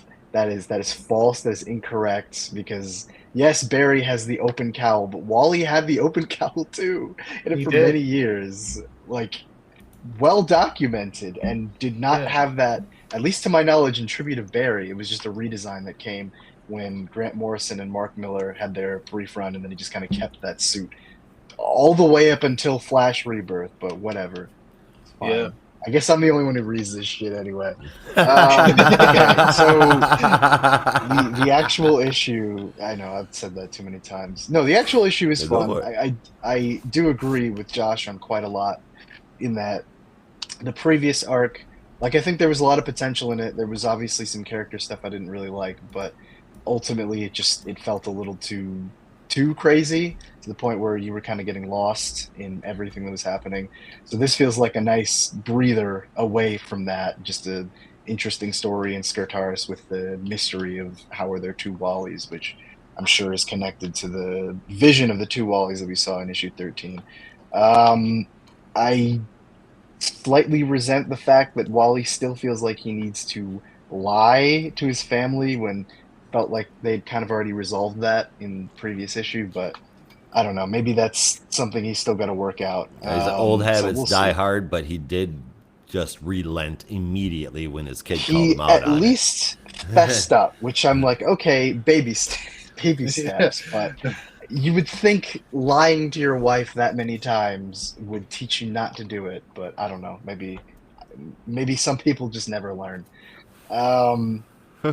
But no, aside from that, I mean, it seems to be a fun premise, at least, and if it gets us to Skartaris, I'm all for it. I'm hoping we get the Warlord cameo in the next issue, or at some point in this arc. That would be a lot of fun. Or if he was a part of the arc, and you know, I mean, he's the one calling out. I have a feeling we may see him in more than one. Probably Definitely. more than a cameo. I certainly hope so. That would be a huge letdown if not.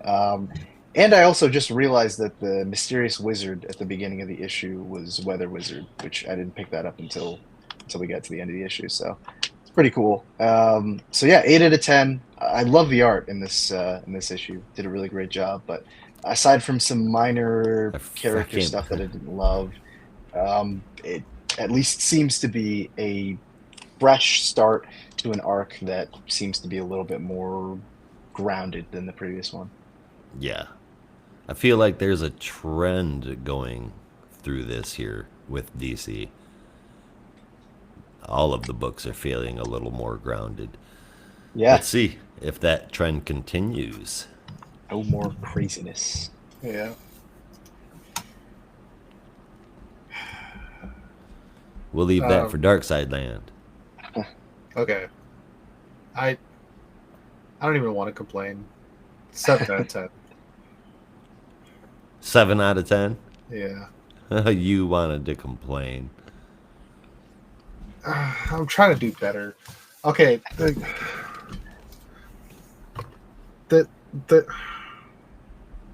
Okay, so the eye holes is one thing. No. Brandon covered that. Yes. The black seems heavily unnecessary. Yes. The lightning bolt spike cowl ears, whatever the fuck you want to call them, the wings, why are they so hilariously large? Barry's originally wasn't it? Not that big. They were not that long. they were just wings that jutted out the side of his ears. Yeah, these are like Kelly Jones Batman ears long. Yeah. Comically long. Yeah. It's like, look, there's 2 things that are important, like 3 things that are important in life: heroing, family, and accessorizing. They almost look like, from the perspective of this cover, maybe not so much in the issue, but they almost look like antlers or handlebars on a bike. They're just so long. I can run real fast with no handlebars. But Wally's not going to be, running around like this. No, why would he hold onto his own head like that?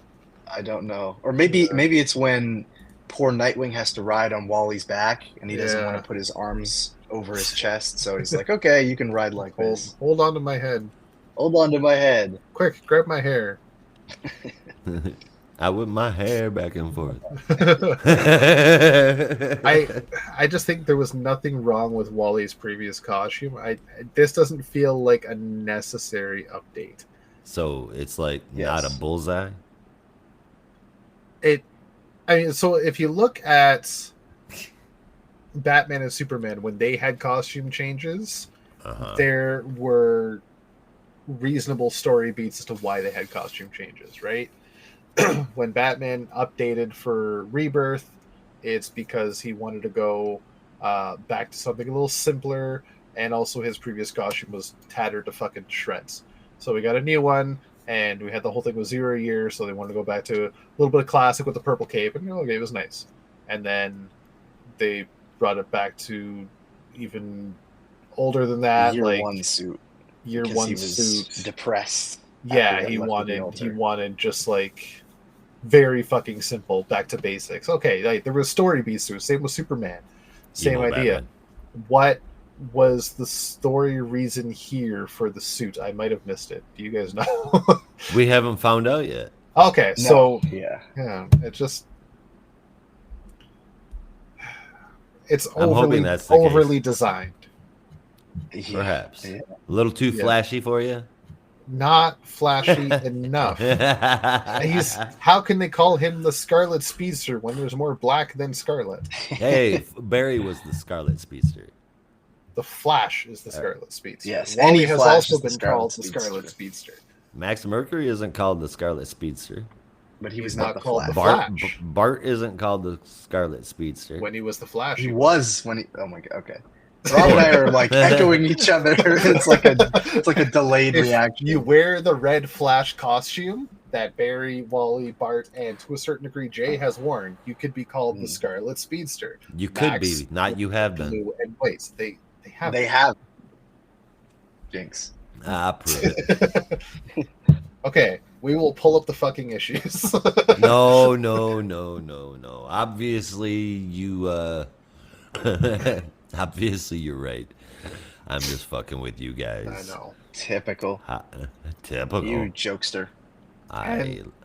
This kind of goldish magic or tech thing on the sleeve you see on the cover. Well, did Yeah. that appear in the issue yet? I'm very curious as to what the fuck that is. I think it's part of the black parts. It's tied into it. It's on the shoulders too. I get that. Yep. It's tied into it, and I just replaced all the black parts. But I think it's got something to do with his new powers that we haven't seen yet. Oh, okay. That's what I would assume. I can't imagine them just throwing that much black in there for no reason. Yeah. Except like if when he's running, it turns all whatever that is, making it like super bright yellow all over the place. You know, like, hey, you remember those little cars as toys you used to get that if you pull them back to make them go forward, and when they went forward, they like flash like bright yellow. That'll be Wally. Yeah, remember when the New 52 happened and they had weird ass lines all over the Flash costume, and when Barry ran, they glowed yellow? Yeah, but that's different. Is it? It's not the same person drawing it. Oh my god. Okay.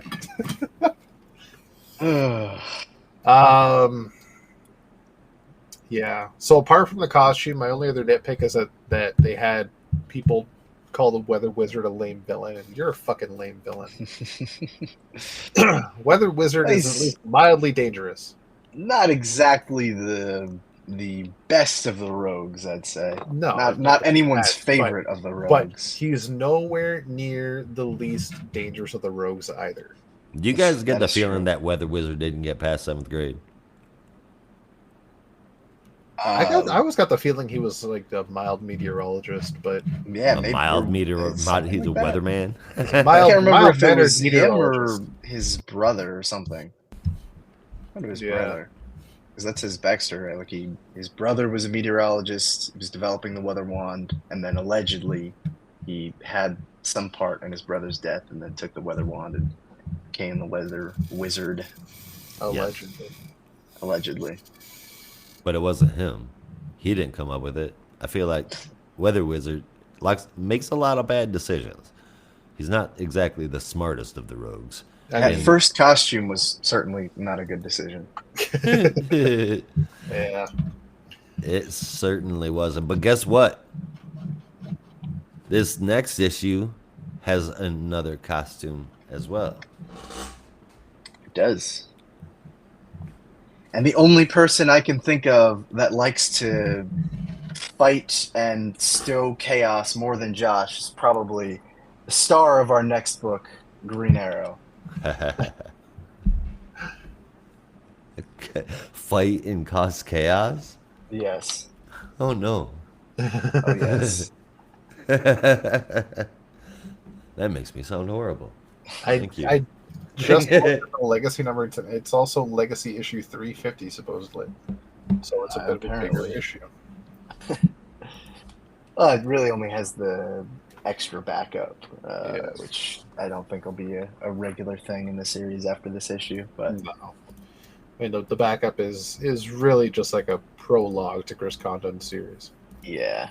But anyway, Green Arrow number 17, the finale of Joshua Williamson's tenure on Green Arrow. I can hear the champagne bottle popping in the background of Josh's house as the day of jubilation has come. And Mr. Williamson is now leaving the title for greener pastures. Or maybe I should say G.I. Joe pastures. I don't know.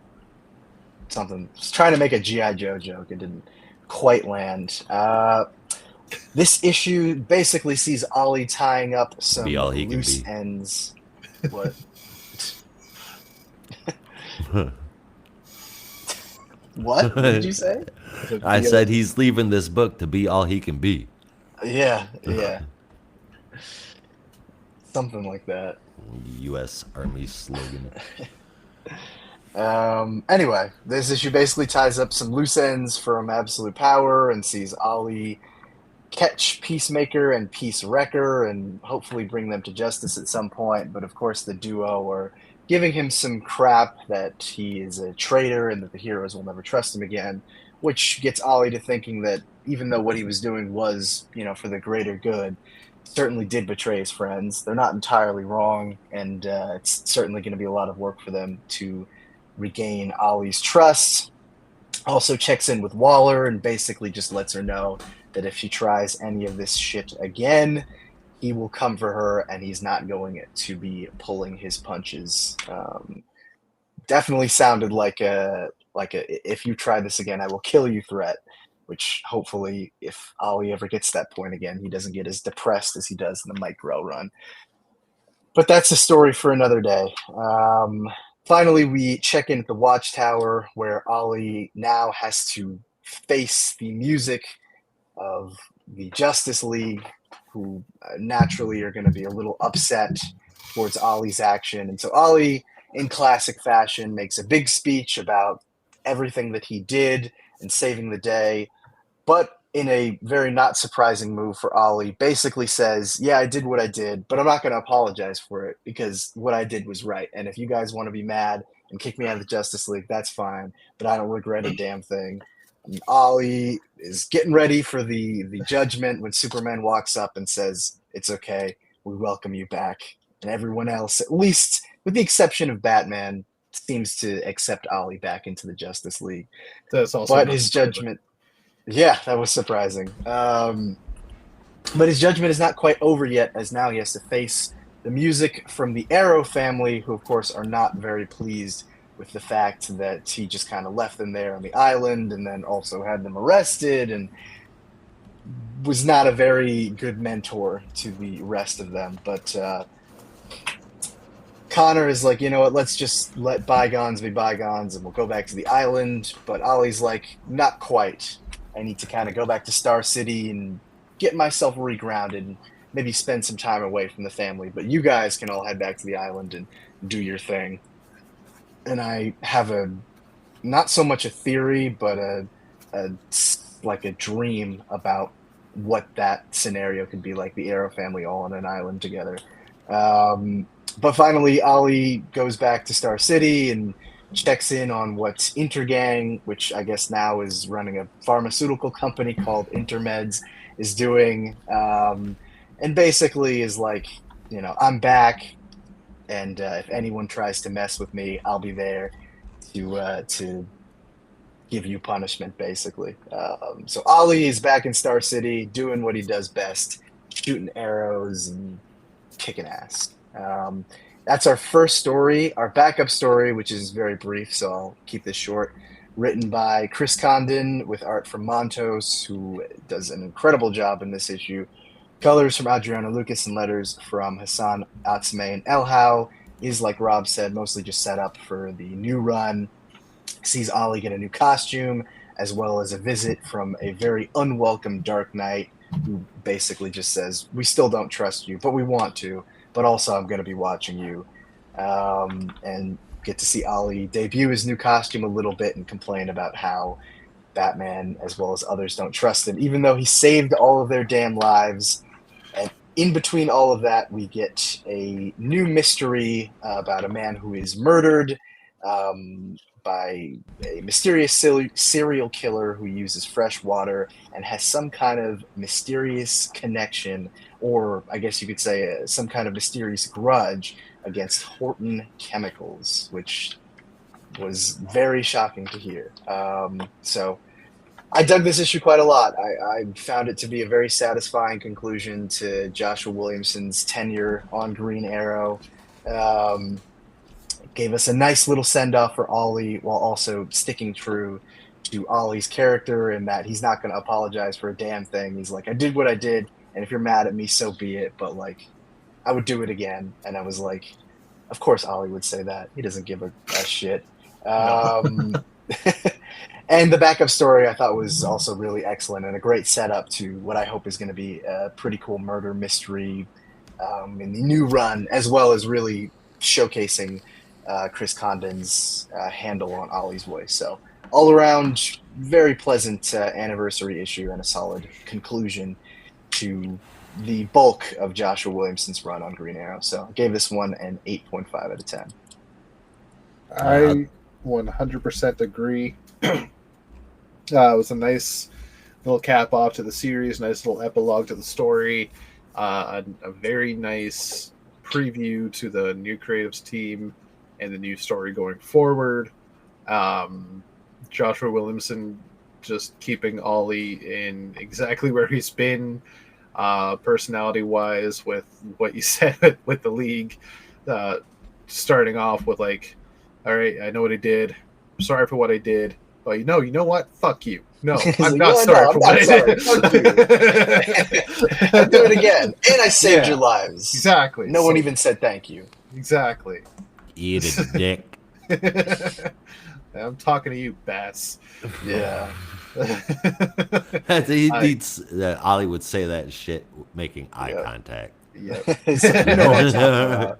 You bat fascist. You batshist. Like you've never spied on people. Yeah. Lest we forget that big ass satellite you had in the sky like 8 years ago. Yeah.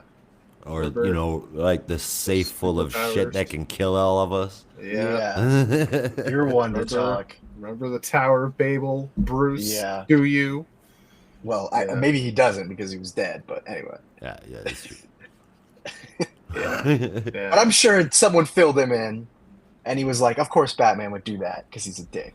Yeah. Makes all of the sense. But, so in addition to that is also, what was it? I don't know. Ah, shit. The thought was on my mind, then it just disappeared. Poof. Yeah. You know when that happens. Oh, yeah. Joshua Williamson bringing us back to the end of the Green Arrow Rebirth series with the mysterious box that Martian Manhunter gave him. I'll be honest, I still don't quite understand what it was. But at least he acknowledged that it happened, because every other fucking writer in existence had just chosen to forget about that entire moment. I feel like he's always wondered what it was too, so he like picked it up and threw it in his story so it was there, and maybe somebody else will do it. Maybe, and I hope. But like he also right? He kind of made it seem like the arrow he fired at the Amazos was part of it. That's true. But if I remember right, Ollie's got an upgrade. The arrow that he fired at the Amazo, the tip of the arrow was a device that Batman created, wasn't it? I thought it was like the what was it? It was the Time Commanders. Yeah. Hourglass or whatever. Yeah. So I mean, so I guess we still don't really know what was in that box, but at least Joshua Williamson acknowledged it, and I'm happy somebody fucking acknowledged it.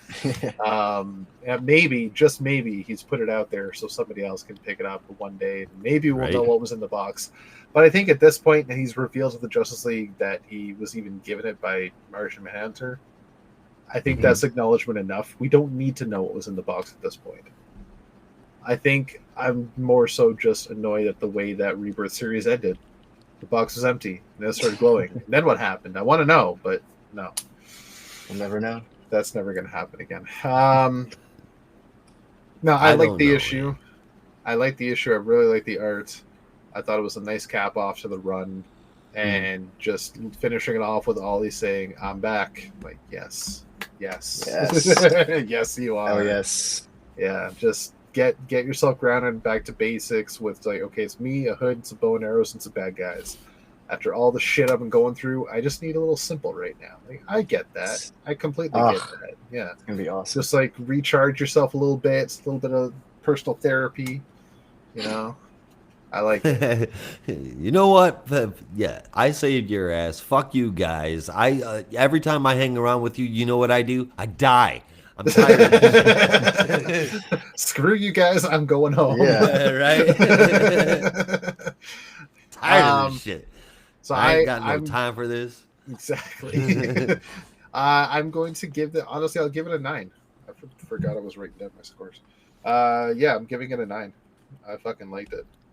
I'll tell you, I like this a whole lot more than the rest of the art. But as well as with the preview to come, he did a fantastic job in this issue. Getting back to his roots is cool, especially with a new look about him. I dug it. I'm actually looking forward to this, and it won't be hard to look at either. It's another new costume this week, but again, I liked it, no doubt at all. I think, and I've always said, you take Williamson away from the capes, and he's an excellent writer. Here, he did it to himself. Not only did he tie up plot threads, but he even said, hey, don't forget about this one.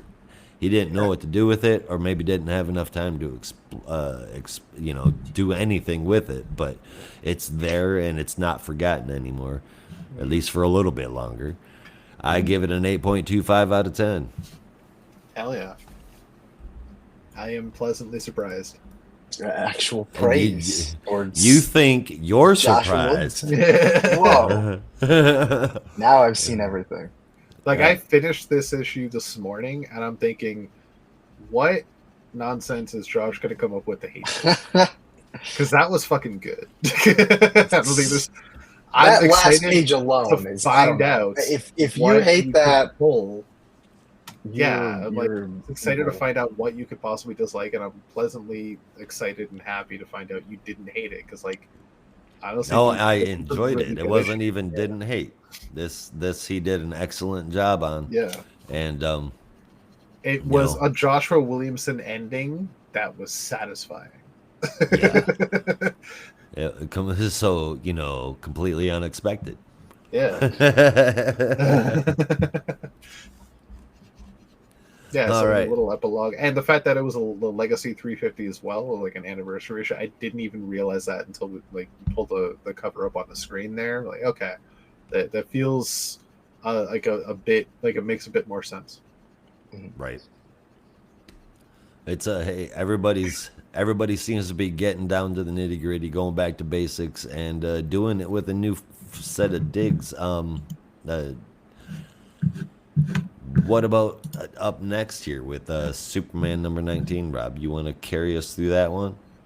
I was trying to come up with a transition, and I completely blanked out. You did a great job.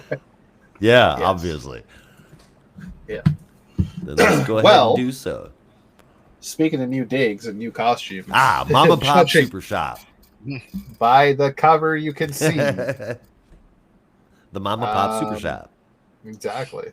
Also, I forgot I was going to mention, my hope for Joshua Williamson's G.I. Joe series is that at the end of each issue, he has a PSA. Just like a one-page capper to the story. It doesn't have to do anything with the actual issue. Just like At all. have a G.I. Joe character at the end, just like a 1-page epilogue, and like knowing is Personal half the safety, battle. it's like yes, that Public should be service in announcement. all of them. Yes, Just PSA. do like a little safety thing for the kids potentially reading this book. And like, gotta let them know. And remember, kids, drugs are very bad, and you shouldn't ever try them. And if someone says they're good for you, they're lying. Yeah. And now I know. And knowing is And half now the you battle. Half the battle. Exactly. I just hope he does that. I really fucking do. Just a That little would be fun excellent. little thing. Josh, are you gonna check that out? The G.I. Joe? Or When I shrink down my reading list a bit, I'm really working on it, so we'll see. fair enough. Because I would like to give it a shot. Yeah. I gave the rest of it a shot. I wasn't a fan of Duke, but everything else is that I've seen is pretty decent. So, which is only number one of Scarlet and number one of Destro. So I finished Scarlet. I got to catch up to Destro. I've read like one issue so far. But quite honestly, like, so far, I think Duke might have been my favorite of the 4 minis. Mine's probably Cobra Commander, then Duke, then Destro, then Scarlet.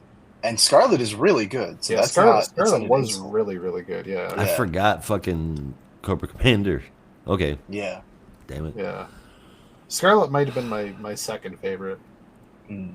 I got to finish Destro before I could really pass it, like give it a grade. Yeah. Cobra Commander was okay for me. I love villains, so that was like right up my alley. Yeah.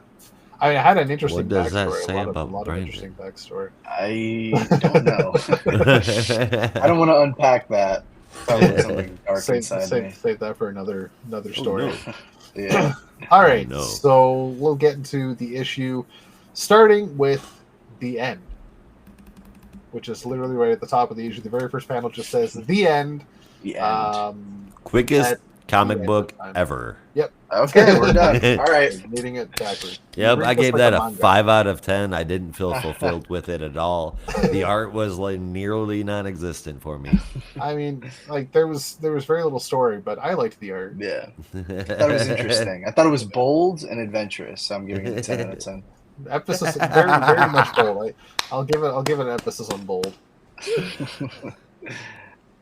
Yes, that was so good. Yeah.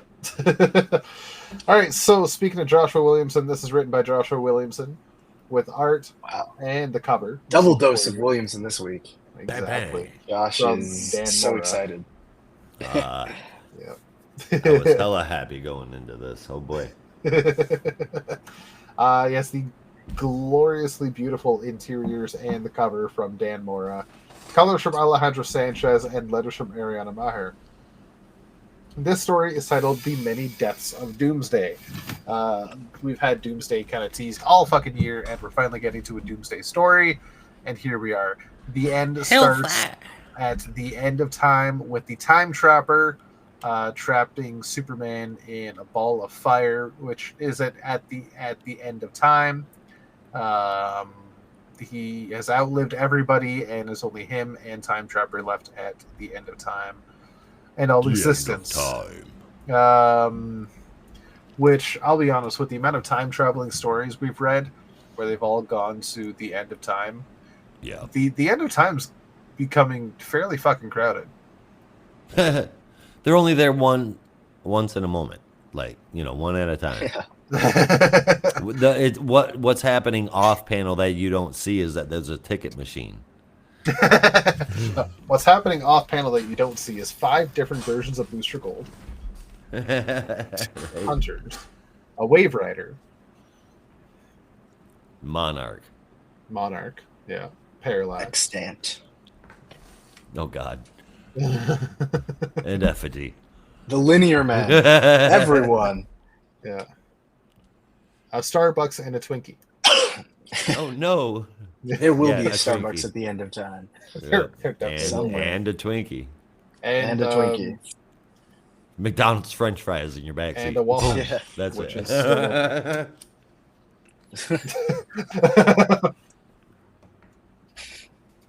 Would that It's like nothing has happened. How It's would, like- millions, billions, trillions of years beyond the present, and people are still working in Waffle House like time has not passed at all? Right? Yeah. Yeah. We're How- checking how- in to see if it's the end of the universe, and there is still 3 Waffle Houses open. Earth is Oh, alive. Man, Which, this The also power of reminds breakfast. me of a Futurama joke. which one? The episode with Beck and Oh, Bender joins the band, and then the Yeah. others like road trip with him. They become groupies, and they get the old like The van. the Yeah. VW van. And Farnsworth goes, "Where's the device that slows and stops the passenger time?" I And know. Fry Oh, pulls out a bong and says, "It's in the back seat." he's I'll not tell you. wrong. Yeah. The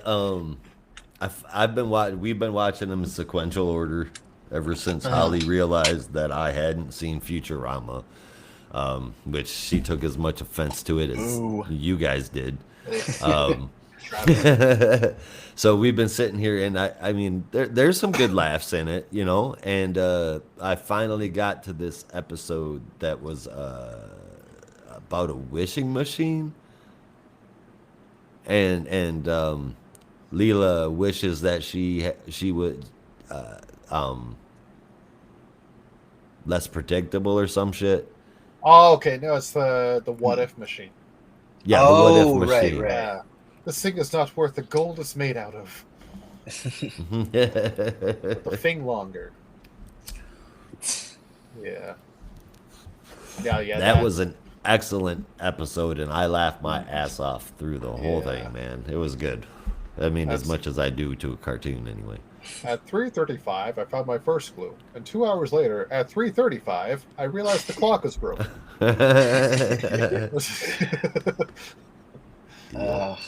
Genius. Yeah.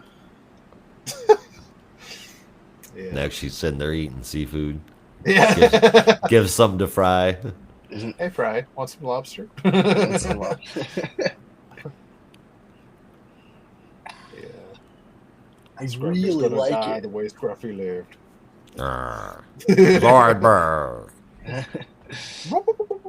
Yeah. All right. Absolute Superman, not here, but the first one is, right? I mean, the first Superman. Yeah. Yeah, That's Superman. Okay. Yeah. Best one I had. Trying All to right. steer Fair it back enough, fair on enough. course. The absolute Superman, the subpar Superman. Kinda? No, I'm just kidding. Yeah. Well, we don't know yet. Yeah, Sure, we don't know come yet. All right, so back in the present day, in Metropolis, Lois is busy doing editor-in-chief stuff, while Jimmy is trying to catch up with her to show off potential photos he has for the front page. Nothing eye-catching, as she reveals, "Look, there's only one photo I want." And he goes, "Yeah, but like nobody's able to get it. Like I'm kind of feeling off my game because not even I'm able to get it." It's like, "I don't care. Get me photos of Superwoman." And then we hear an explosion off in the distance, and Lois overhears things in the distance. We need backup, and that's when you realize she has super hearing. So she hurries off to the broom closet while telling people to have a meeting. So many meetings, out of my way. She goes to the broom closet and sees Clark. They greet each other hello, and they both tear their shirts open. Not for extramarital affairs at work, but to become the super couple, which is what most married couple do in a broom closet. Right. I'm about Super Shop. They fly off through the Daily Planet out into the city to go figure out what the problem is, and it's the Atomic Skull, who once again has gone back to a potential life of crime. And once again, Superman said, "I thought you were better than this. You moved on." And he's like, "No, I haven't." Why do you keep forgetting that he keeps doing this? Mercy, meanwhile, at Supercorp Tower, has the theory that maybe all this shit going on, well, the scientists at Supercorp Tower tell Mercy that maybe all this shit going on with the power swapping around has affected his mind, and he's just a little confused about shit. Also, he has atomic-powered pets, which probably also were a direct cause of the power swapping after Absolute Power. Um, they are monitoring Lois's vital signs as her newfound superpower abilities, or Kryptonian abilities, are very untested still, and trying to figure out just what the extent possibly is and any long-term effects that could happen. She is absorbing solar radiation, but they don't know to what degree and if it's the same as Clark's. There should be somebody watching the post on Superman's vitals, which is supposed to be Lena Luthor, but she's not there because she's busy with her dad, showing him footage of his past self to see if anything jogs his memories. Nothing does. She has to hurry off to work after she's yelled at through her communicator, and then Lex says, "It's such a nice day. Maybe I'll just take a walk through the city." While Atomic Skull is blowing the shit out of it. Yeah. We jump back to the super couple, and Lois is kind of tussling with the atomic powered dogs, but then says he's so cute and wants to keep one. Because superheroes. Well, Wally just got Maybe one. it's pretty cute. I don't know. If Well, you Wally's looks like an pass actual the dog. burning point, yeah. Yeah. Speaking of Ghost Rider, Jimmy arrives on a motorcycle. And he's determined to get that picture, but as the couple hear Jimmy arriving, they fly off just as he gets there, leaving Jimmy frustrated and maybe a little sad that once again he's not getting the fucking photo Superwoman, which kind of a dick move from Lois. Tells him, I want photo Superwoman, meanwhile she is Superwoman and she doesn't want. He's got to I make guess it she's more got to harder keep up for it, you know? appearances, but it's not fair. She Giving doesn't him even have a something to do. disguise. Go Right? job somewhere else. I don't know. She doesn't have a mask or anything. She still looks like Lois Lane in the face. Exactly. It's kind of not helping. Right, so now the couple have flown off and they're just talking over the powers and everything, and they've had a lot of great adventures together. We see they've had quite a few things going on as a couple, and it's pretty cool.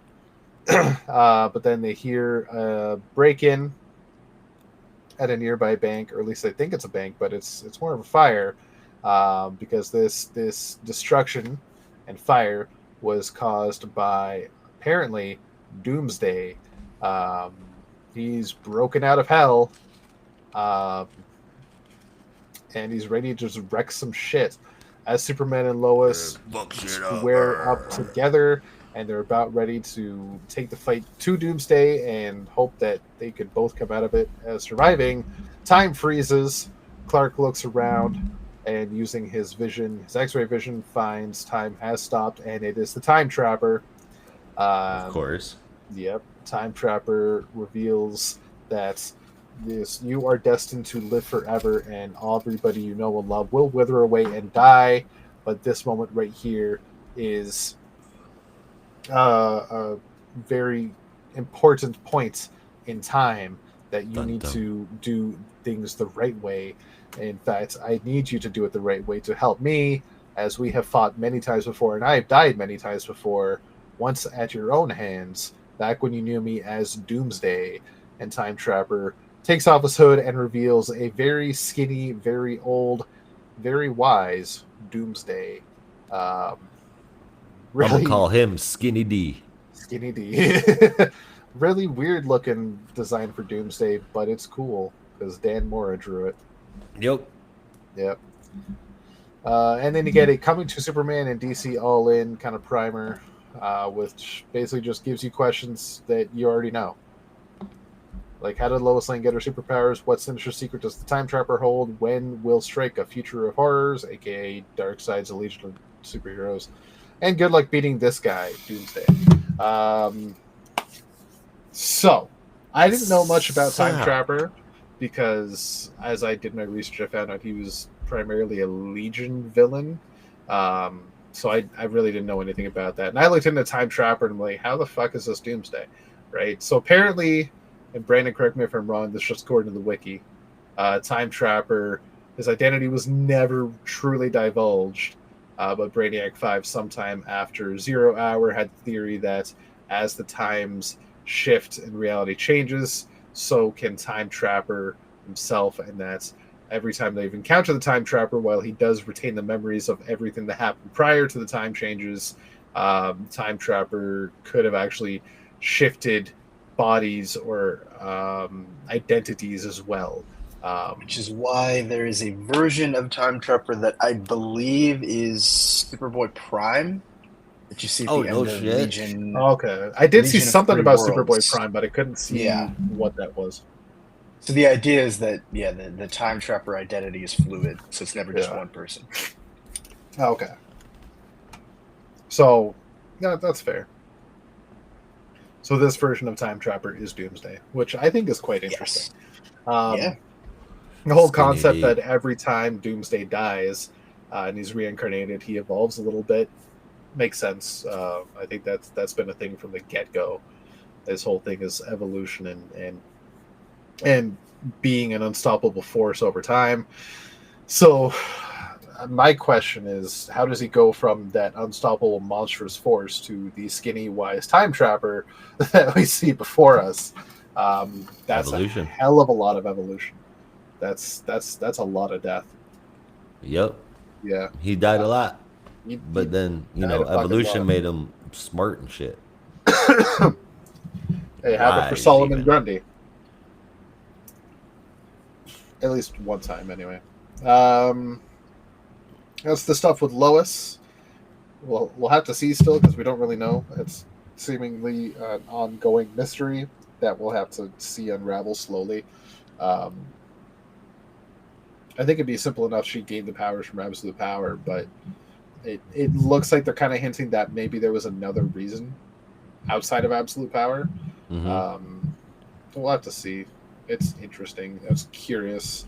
I like it so far for a technically first issue of a new story beats. I'm kind of honestly taking everything post Absolute Power as like a new starting point, even if it's the same creative team. Jumping in with All In, jumping on points. It's a Nope. nice, fresh little arc that I think could lead to some very interesting stuff. Almost like a soft reboot. I agree with you. Yeah, basically. It's a take on Doomsday that we've never really seen before, and I'm very curious to see how it pans out. And it's Dan Mora drawing. You can't hate the fucking art.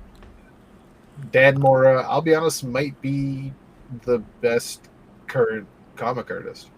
I actually have an opinion on that, but I said might. Definitely my top 5. Definitely my Yeah, top 5. I'll say arguably. oh yeah, no, yeah, he's in my top 5.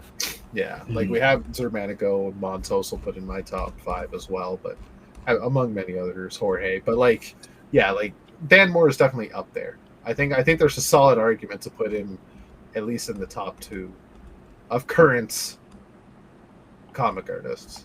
Mm. I hope that's not a hot take. No, I don't think so. Okay. All right. So, Although I don't know, current may be a little of a misleading title. It has been around for a while. I get to be one of those obnoxious people that was like, I knew Dan Mora was posting fan art on Twitter long before he was doing anything in DC. And no one knew who he was. But that doesn't mean anything. you can feel accomplished even a Dan Moore fan. It can feel accomplished. In Basically, the Dan Mora his fandom. whole career. Yeah. I feel that way about Arctic Monkeys. I jumped on the Arctic Monkeys scene when they had their first album, and like they slowly became They more blew popular. up. Yeah. Yeah. I was like, I was listening to them from the first I was album. there. When did you start? Oh my god! It's not like I would total actively hipster. use it to gatekeep. It's just one of I those know. like things where I can Yeah. be like, I feel special. I feel special. Y'all should have knew. listened to me 5 years ago when I told you this was good. Day 1-ish. Yeah, exactly. Now this issue I'm giving an 8.75 out of 10. Oh yeah, Oh yeah. Awesome. you really think it deserves that? I do.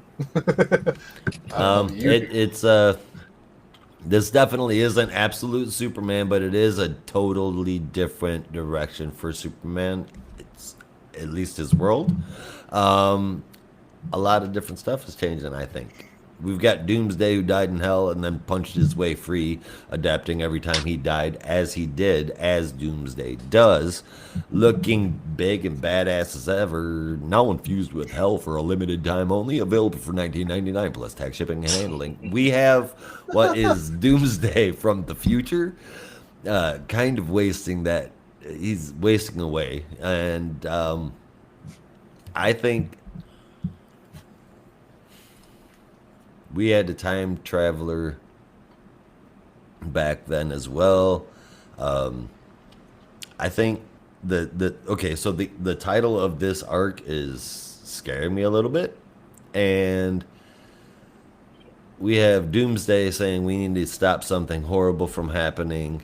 Doomsday looking like damn near unstoppable, and constantly being told we have no idea how strong Lois really is. Could we be looking at Lois getting really messed up by Doomsday? It definitely looked like she was ready to throw down right before trap time. It sure did. But does it mean she's going to win? No. And what plus happens if Doomsday as Superman, so she probably has some PTSD from that day, and she's like, "Oh, I'm about to kick this guy's ass." Yeah, and well, I'm sitting there looking at it, and I'm like, "Is this about to happen to her?"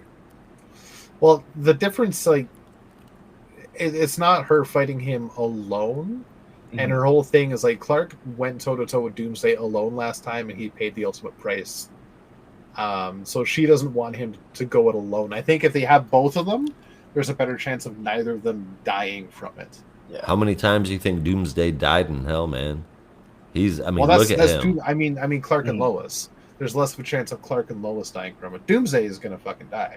Like we know that because we see the time trapper. But I mean, like, if Clark and Lois fight together, there's less of a chance that either of them will die fighting Doomsday. Less of a chance. I'm just saying, there's a possibility Lois could be dying. There's a possibility. Williamson did it this week again in this issue. Got me really interested where this is going to go, like really interested. Now to pull it off, that would be really good. 8.25 out of 10. Damn. Nice. I wish I had more to add other than just I also like Dan Mora's art. Wow, what an original opinion. No, it's great. It's good shit, man. It's good shit, man. It's the start of a new arc. It feels exciting. It's got a great hook at the end. And the mystery of how Lois became Superwoman.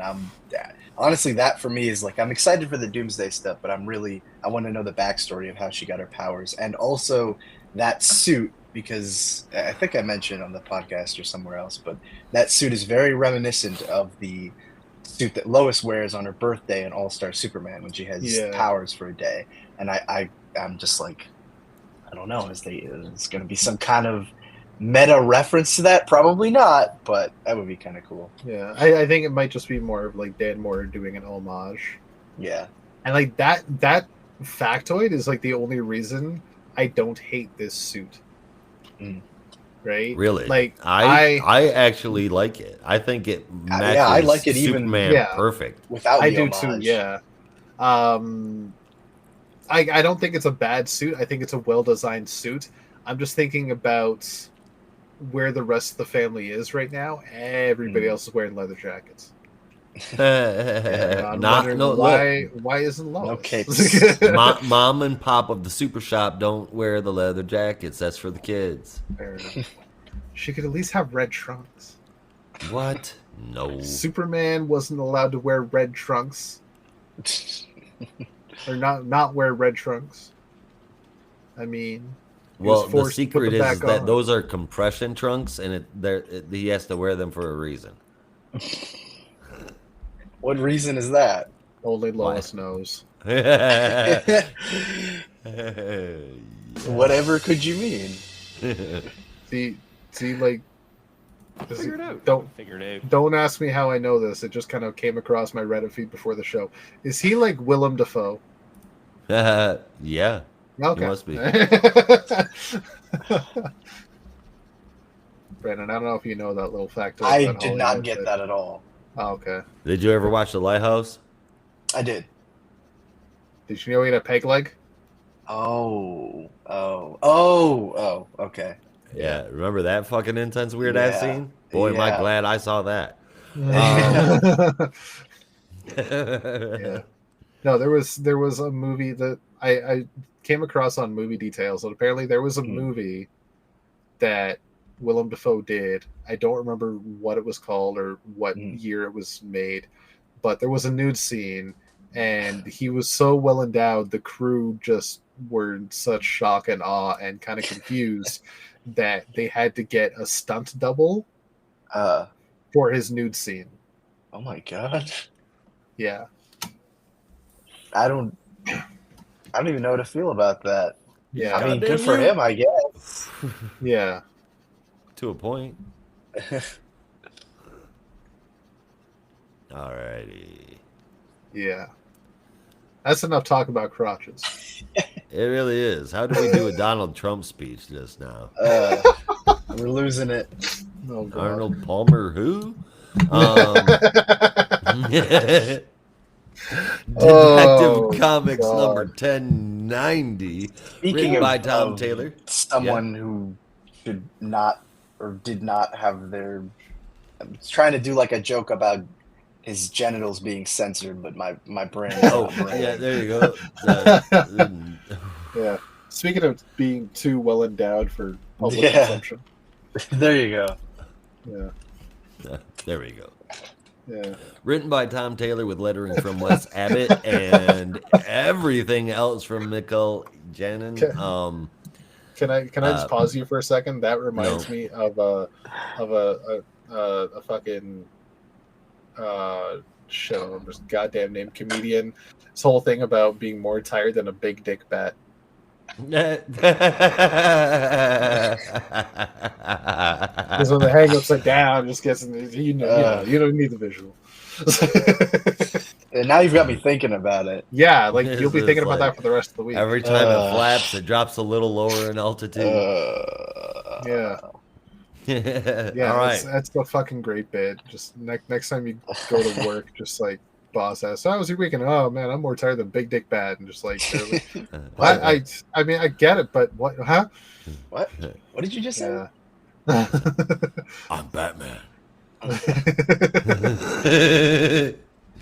So Batman and man there is tied to a chair. He's tied there as a gift for Batman from a shark-clawed mystery man that knows his identity as Bruce. Before he leaves, he tells Bruce not to make the same mistake that his father made.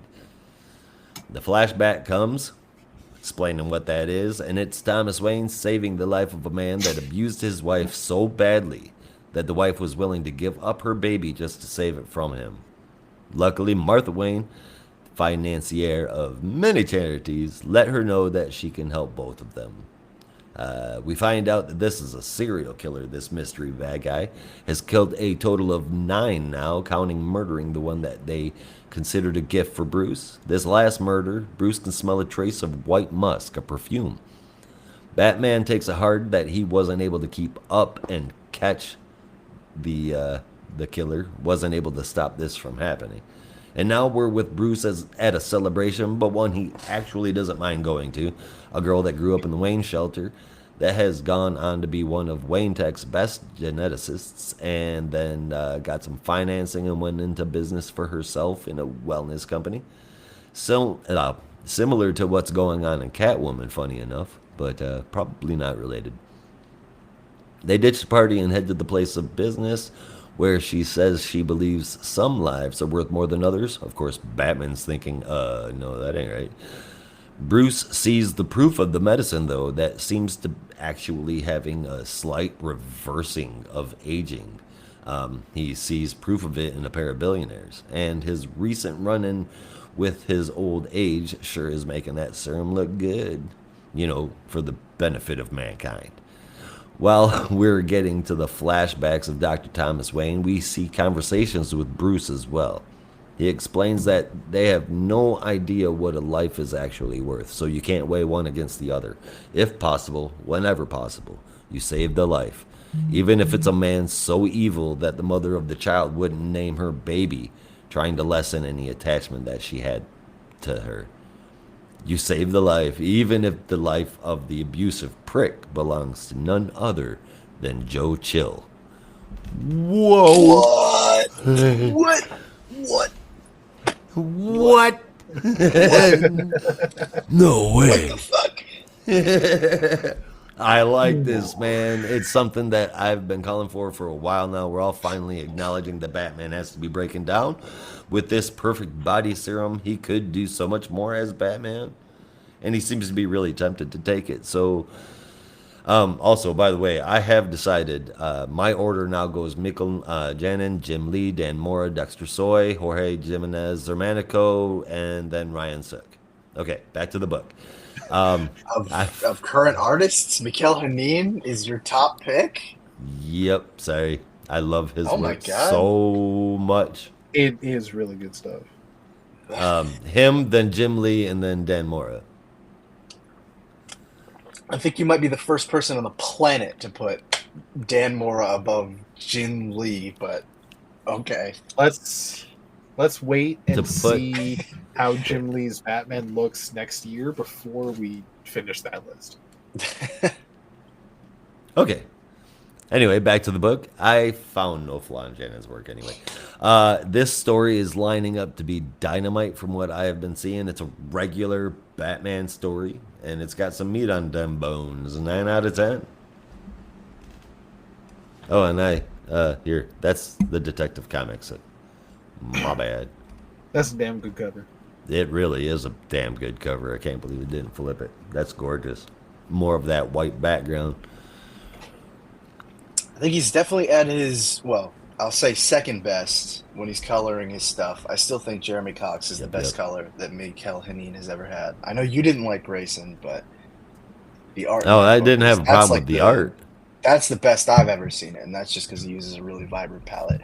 But art aside, great start, great debut. I want to say I had low expectations. Sorry. I'm laughing at the video Rob sent. I don't want to say I had low expectations for Tom Taylor's run. I didn't have any expectations, to be honest. Like, I enjoyed the ending of Nightwing. There's some flaws in the run, but overall, not a bad run. So I was kind of going into this like, well, let's just see what happens. But strong start, another great hook at the ending. Definitely enough to give me to be like, whoa, okay, I want to see where this goes. And I like that there is that temptation Bruce faces of, you know, should I drink from the fountain of youth?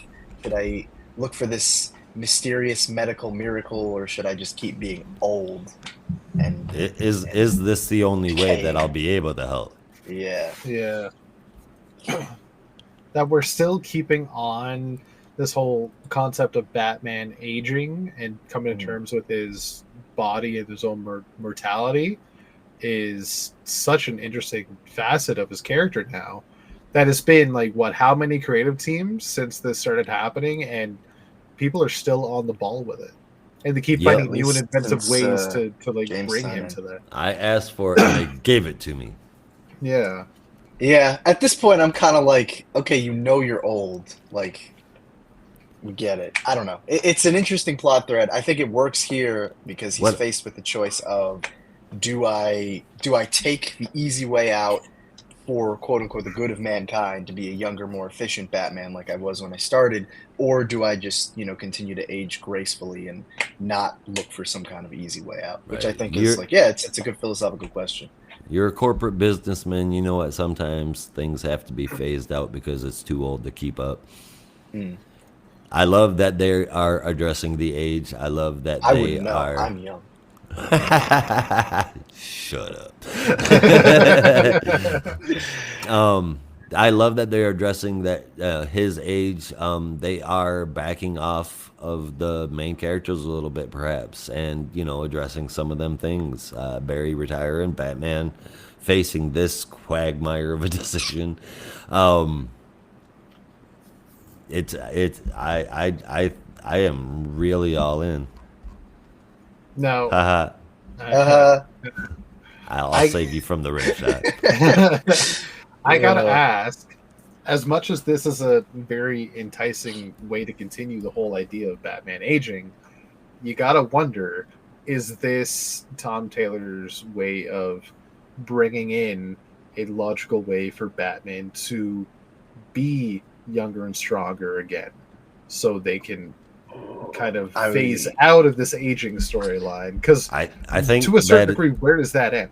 It's going to be an emotional one, regardless. Yeah, I think that's the temptation, but yeah. I don't know. If I had to guess, and I could be wrong, it'll be I understand that I could be better, but it's more important for me to just age, and when I can no longer be the best Batman there is, I'll pass the mantle on to someone else. Yeah, but that'll I've never got the happen. Batgirls and Red. Well, I've got the Batgirls and I've got Tim Drake and I've got Red Hood, Bluebird's out there. I mean, Nightwing and the Titans are very close by, so it's like I can fucking go fishing now. Yeah. Fishing. I think I liked that when I was a kid. Yeah. I mean, in this issue, they had him not even able to catch a 17-year-old on foot because he's had more knee surgeries than the kid has knees, which I thought was a great line. But right, yeah, with that, I felt that's shit. That's not even just a Batman aging; that's a Batman breaking down. Yep. Right? How is Batman going to fight gods and monsters and demons if he can't even catch a 17-year-old on foot? He's not going to That's be able fair. to. That's the whole thing. That's the thing, yeah. Like, does this give us a new Batman, or is this going to be wrapped up with the serum?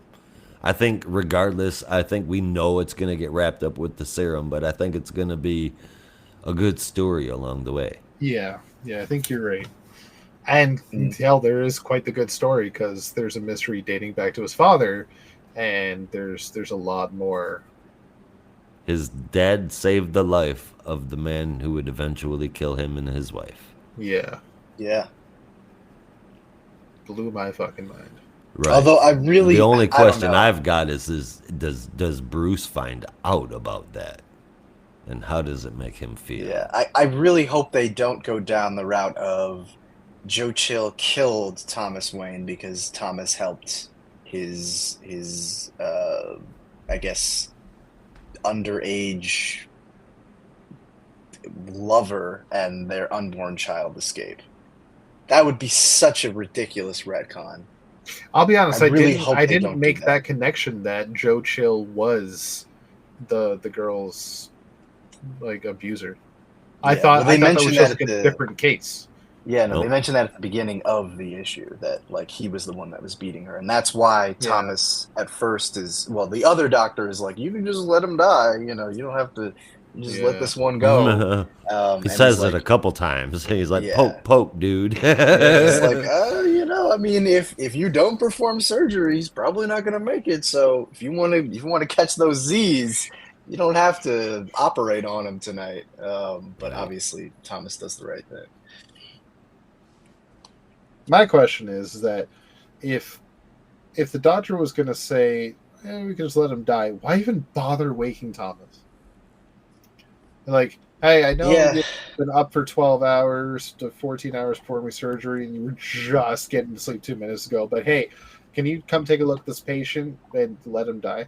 You can go back to sleep. Well, I guess maybe because Thomas probably would have found out if he had died, and that would have been more complicated. Like, why didn't you wake me? I could have operated. It could have saved the man's life. But, yeah, I don't know. Yeah. That's true. That's very true. Like, I don't know, man. I came over. I yelled at you. I mean, I knocked on the door, came in, I yelled at you. I even farted. You would not wake up, man.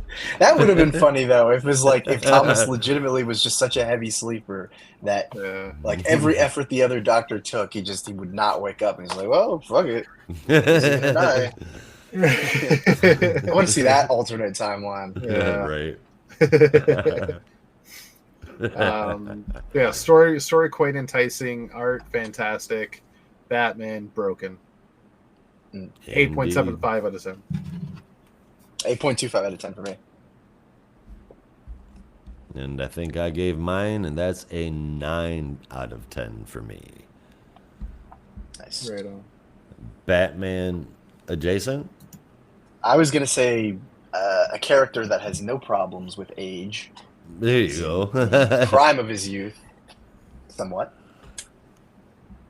All right, Nightwing and number 119, brought from the very exciting, creative team of Dan Waters doing the writing with art from Dexter Soy, colors from Veronica Gandini, and letters from Wes Abbott, and a stunning cover from Dexter Soy. I even have my signed copy right here, which is pretty cool.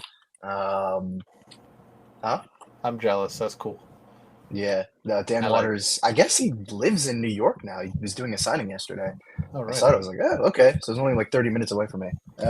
Anyway, our story starts with a puppeteer who's narrating the, I guess, history of Robin from whirling Daredevil up to crusading Titan, although he seems to be a little bit upset at their trajectory of Dick Grayson's path. So he decides to let this show play out, although he clearly is not happy with where Nightwing has ended up, and will likely, as we see later in the issue, have some hand in the future of the events in Nightwing's life. But we cut to a meeting of the mob bosses in Bloodhaven, featuring Mama Bear, Boss Bludgeon, Dr. Proboscis, and the Blockbuster Gang, who have now all reached a truce, dividing up various parts of Bloodhaven to just maximize the profits of all the groups without as much infighting. But unfortunately, that meeting is broken up by Nightwing, who is so, I guess, emotionally moved by the fact that there are these classic old-style villains that he is almost crying, but of course, Nightwing is just quipping, being silly.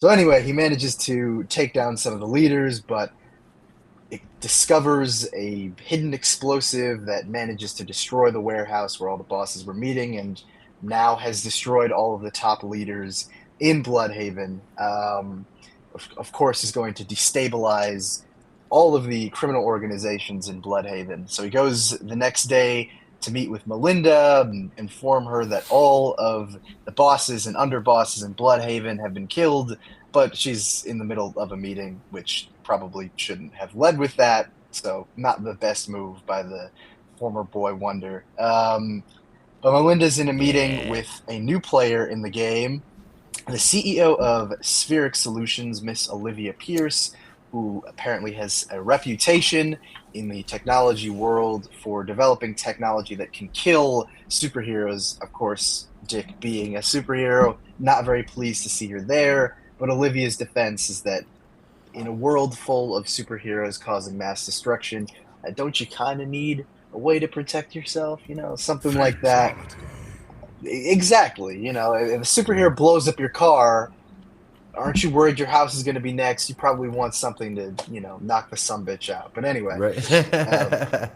So Olivia leaves. Dick naturally is very upset with Melinda for holding a meeting with Olivia Pierce, but Melinda's defense is that not only are the elections coming up, but Bloodhaven is in chaos right now, and frankly, the people need some kind of way to feel safe in the city.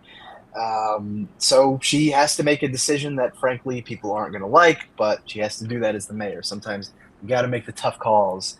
So Dick is upset, naturally, and calls Oracle, tells her about everything, but he decides that his next move is going to make a decision that he doesn't like, or rather, he's going to make a decision that other people perhaps won't like. You get a montage of all the chaos in the city, but Dick manages to take care of some of the members of Dr. Proboscis's gang. I think they're called the Fly Boys. I can't remember. I think and that's basically, it, issues them an ultimatum that he's already issued to the rest of them. He's not going to bust any of them. He's going to let them go about their business as usual while he uncovers the mystery of the murder of the crime bosses of Bloodhaven. But if they start, doing more intergang violence, he's going to come after them, and it's going to be no more Mr. Nice Nightwing. Right. I like how he said it too. Yeah. No, that He was. said, I'm putting great my sequence. foot down. Don't make it down. on your neck. Which we get an even better moment where Oracle's like, "Oh, I like seeing you get all authoritative," and Dick's like, right? I mean, I feel like people forget that I was raised by Batman. You know what I'm saying? I can be mean if I need to be. Right. I learned how to do that too. So anyway, Dick goes to investigate a warehouse, I think owned by Spheric Solutions. Just looking at all the mysterious technology that's out there. But clearly it's a lot more high-powered than should be available to any old street tough in Bloodhaven. And that's when one of the devices activates and starts firing at Nightwing. And unbeknownst to him, there appears to be another bomb hidden there. And in the background, we hear the mysterious narrator that we saw at the beginning, basically talking about how this circus boy that they had known at the beginning has changed, and are making plans to retaliate, and ends with, "What does a bird in the circus tent mean?" And we see Olivia Pierce, who appears to be working alongside this mysterious figure, say, "Death, a bird means death," triggering some kind of device, which probably is the explosive we saw hidden in the factory. So what an exciting start to Dan Watters' run on Nightwing. Honestly, probably my favorite book of the week. Whoa, spoilers. No, it was great. What a great... This is like... I'm trying to think of another example besides the Straczynski Spider-Man issue that I always talk about when I'm like, when you want an issue that transitions from one creative team to the next, that's like a smooth segue. How do you do that without it being like a sharp turn? It just completely ignores everything that came before. And this felt like, we're going to do our new thing. It's going to focus on the Bloodhaven gangs, but there's still plot threads that we're dealing with from the old run with, Melinda and obviously the Titans still being in Bloodhaven. And I don't know if they mentioned the Pennyworth Foundation in this. I think they might. So there's elements from the previous run actually that will continue. Oh, yeah, there you go. But it's also still doing its own thing. And I got to say, like, easily best part of this issue. I mean, the story is great. The setup is great, but we kind of saw this in the Detective Comics backup, but Dan Watters' voice for Nightwing. Ooh. Chef's kiss. It's so good. Yeah. Like it rides the fine line of being quippy enough, right, where, he's making his jokes and everything, but also like, Nightwing can mean business if he needs to. And I was like, oh, that's you just in one issue you're able to oscillate between the two defining characteristics of Nightwing. It was perfect. So yeah, I dug this issue a lot. Dexter Soy knocks it out of the park. I don't even need to say anything. The art is great in this issue. So 9 out of 10 for me. Serious. Like from the moment Dick showed up in the warehouse and was like making jokes about how it brings a tear to his eye, I was like, oh yeah, this could be a good time. It's gonna be a good time. So yeah, good issue. Very good issue. Like my only thought is this is going to be freaking awesome. I don't know what else to add. I mean, it's beautiful art with a bitching story. Hell yeah. 8.75 out of 10. Yeah, I don't really have much more to add. It was a really good story, really great first issue for the creative team. I agree with Brandon. The segue leading from one team to the next was fantastic. Right. Yeah, he's in my nothing, top 5. Who, Dan Watters? Dexter Soy. Oh, okay.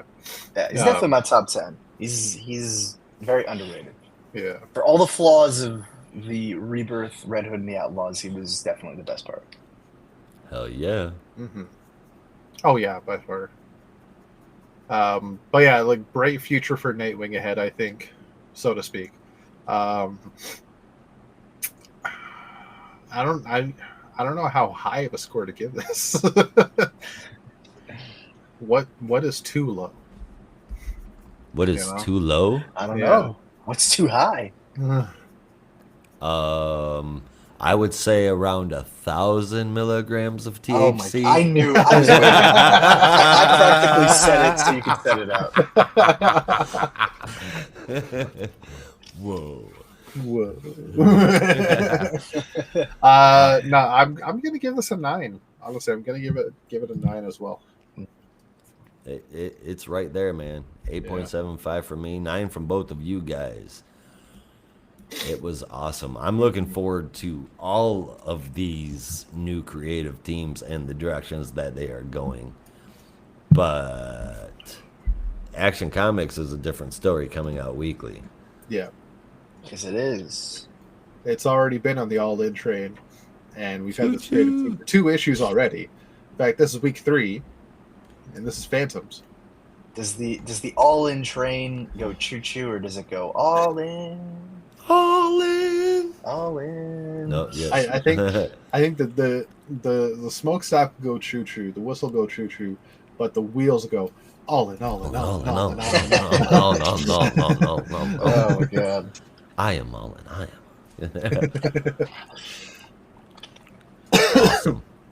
All right, so this is written by Mark Waid with art from Clayton Henry and Michael Shelfer, with colors from Matt Herms and letters from Dave Sharp. With the cover you see before you with Sands of Time from Clayton Henry. Very reminiscent of the Death of Superman cover, in my opinion. There's something about it that just screams that to me. Mm. Yeah, I could see that. Yeah. Definitely is the somber tone of the Death of Superman cover. You're talking about the one with the flag, the Superman flag? Yes. Or his cape on the pole or whatever? Yeah. Yep. Yeah, it was hanging there all ragged and shit. That's a dope cover. Anyway. Old man moment. Let's go. I get to brag. I have my copy signed by Dan Jurgens. Whoa. What? Anyway, let's continue. I think Josh needs to hear that again. You have your copy signed by Dan Jurgens? I do have my copy signed by Dan Jurgens. I think I sent a picture of that at some point. Probably at some point. Yeah. Damn. It was unremarkable. He just, there was no like, oh yeah, I love that. I'm sure he signed thousands of that issue. He's just like, oh hey, nice to meet you. So yeah. Let me slide that in there. Okay, you just brought up a question for me. So I was just thinking, like, damn, that's a good idea to get signed by Dan Jurgens if he ever comes to Fan Expo. But now I'm wondering, like, for me, what would you guys say? What should I get signed by Dan Jurgens? Should I get Booster Gold signed? Should I get my Obviously. Booster Gold. Death of Superman hardcover? Or, like, how many fucking Dan Jurgens books do I have? I mean, you have the Booster Golds, Complete the 2007 trade of series. the 2007 series, Yeah. which that would be great to sign. But if you can find a copy of Booster Gold #1, I don't think they're that expensive.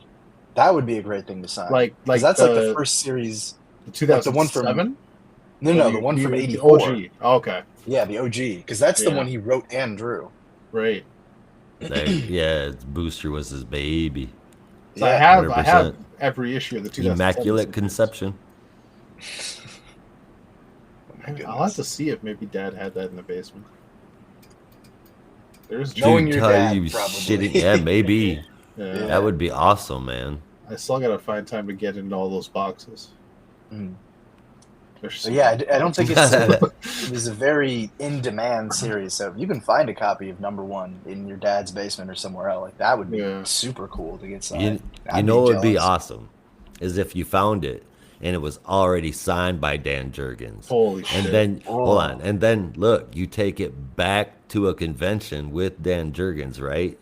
and you go, "Hey, my dad got this signed by the writer, but would you mind signing it? It still needs the artist."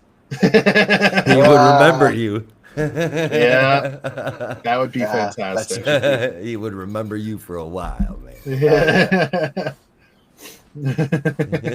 How would you feel? I know it might be a little bit hard, but how would you feel about doing a Booster Gold cosplay? If I could afford it, I would love it. But now my mind is spinning. It might be doable. I think you could do it. Be very low could see it. cost. Just need you need blonde hair. Wigs exist for a reason. But you This could get is like true. a It's not like I could I dye mean, anything. maybe there's a custom one, but I feel like you can get like a blue skin suit and maybe like do the gold plating over it. Yeah. Wouldn't be yeah. like the Actually, that'd be fanciest easier. cosplay, but it I would was work. thinking Yeah. do gold and then get blue on top, but maybe blue and then Ah. gold on top would be better. Blue and then gold on top would be better because the gold would look better because you're probably gonna have to spray paint the pieces Yeah. that you want to use, the foam. So you're gonna want that metallic gold paint to really pop. So use your base as the blue. Right. You don't want the gold looking dull. Mhm. Good point. Very good point. Shit, I might be able to do it. Hmm I would want to see that. You need a steady hand with a knife, and no drips with the spray paint. I've gotten pretty good with spray paint. Really good hot glue. Yep. Make sure you put that on cardboard or some God, kind yeah. of newspaper. Oh, and you know That what? spray paint anywhere. Yeah. All you got to do is go to Home Depot and get one of those yellow lensed drive at night sunglasses of that. I see it every Home Depot. Yeah. Easy. Yeah, because actually, like, making the full cowl might be a little harder. Yeah, that one. Hmm That one might be a little more involved. Yeah. But then again, who knows? Etsy has everything. Yeah? We'll have to Mildly see. curious. I wonder if that's- Okay, how about this, Brandon? I'll do Booster Etsy Gold. is the Rule 34 of the internet marketplace. I'll do Booster Gold if you do Ted Cord. Oh my god. I would love to do a Ted Cord. That would be awesome. I would just want to figure out how to make that costume if I could. Man. That would be probably the easiest one, man. You think so? Oh God, yeah. I mean, I you feel would like- just I wear a don't know. full body morph suit and some yellow goggles, and then you would just paint it. You would go with the classic Blue Beetle look. Yeah. Yeah. Huh. That Yeah, would be I guess I sick, could always dude. get like a Home Depot utility belt and then, make like a fake gun or something. Huh. the utility belt, that kind of stuff. You should be able to find online. Like they Oh, make yeah, that's easy. the Yeah. perfect pouches would be pouches that are made to hold a tape measure. Yeah. Those are just the right size, dude. They'll look Hang on. perfect for a superhero. Like, I'm just using my. I actually my really thing like as that reference. He idea. I doesn't- kind of want to do that. Damn. I wish I had more time. I would have done that for this Halloween. Write it down, man. What were you saying, Rob? He doesn't have a utility belt. He's think he got does. a belt, doesn't Yeah. he? He's got a belt, but it's not like full of pouches. Well, no, it's just like 2 or something. No, it's like a plain fucking belt. But What? hang on. What am I? Why am I remembering he's got one on each side? Am I going crazy? I remember that too. What the fuck, dude? I mean, Rob, maybe not. are we in been the- Mandela? Maybe I'm thinking of something else. I don't know. Rob would be but- from the new universe. I remember it too. I'm going like I'm seeing some images from like the 2000s, and there's nothing. Back further. Maybe I'm thinking of like hang on. I think this is from Countdown to Infinite Crisis. It's not like a ton of pouches, but there's like a couple. One on each side. Yeah. I don't see any. You see? I'm not talking about the satchel. Like you can kind of see the pouches going around his waist. Yeah. Oh, see, there's two there. Yeah, All but right. like- Well, Yep. Well, shit. Let me show all the images I found. That's a lot of images, Mike. Those goggles would be hard to pull off, though. I feel like there's a way I could get like Oh, there like you know definitely those is. what do you call them, like the Oakley sunglasses with the multicolor like yellow tint. It'd do something like that. The official face wear of the Dude Bro. Oh my god, that's the only time I'll ever wear Oakley sunglasses, and they'll be deconstructed, so it's fine. It's fine. Everything will be okay, man. Yeah, something like It was done for a greater good. Oh, shit. We went to talking about cosplay from Action Comics. oops. I don't think we finished that. No. What in the blue hell was that? Yeah, well, here's all the Ted cord I found. There's not a single pouch on his belt.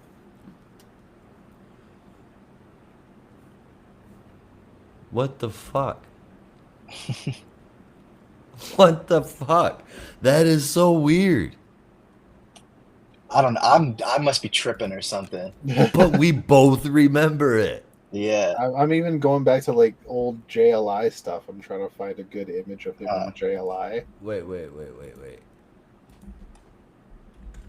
I feel like if it was gonna be anywhere, it would definitely be in like in the 2000s or something. You know, shortly before he died. Most of these images I posted are from the 2000s.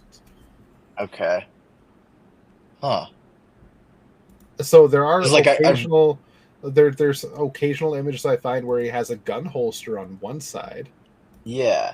but that's it, just one. Am I going crazy? I could have sworn he had a belt.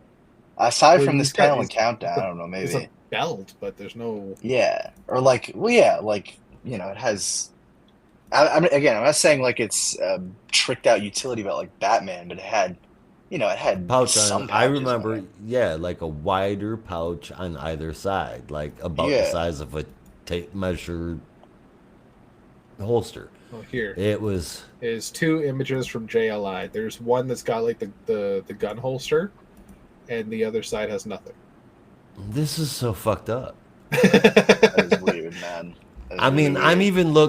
even I'm even like scrolling through images of Dan Garrett to see if I'm mixing shit up. But no, he only had a belt too. Yeah. Yeah, Oh, you just God. got Mandela some. Bro, this is What? weird. This is so Tripping. weird.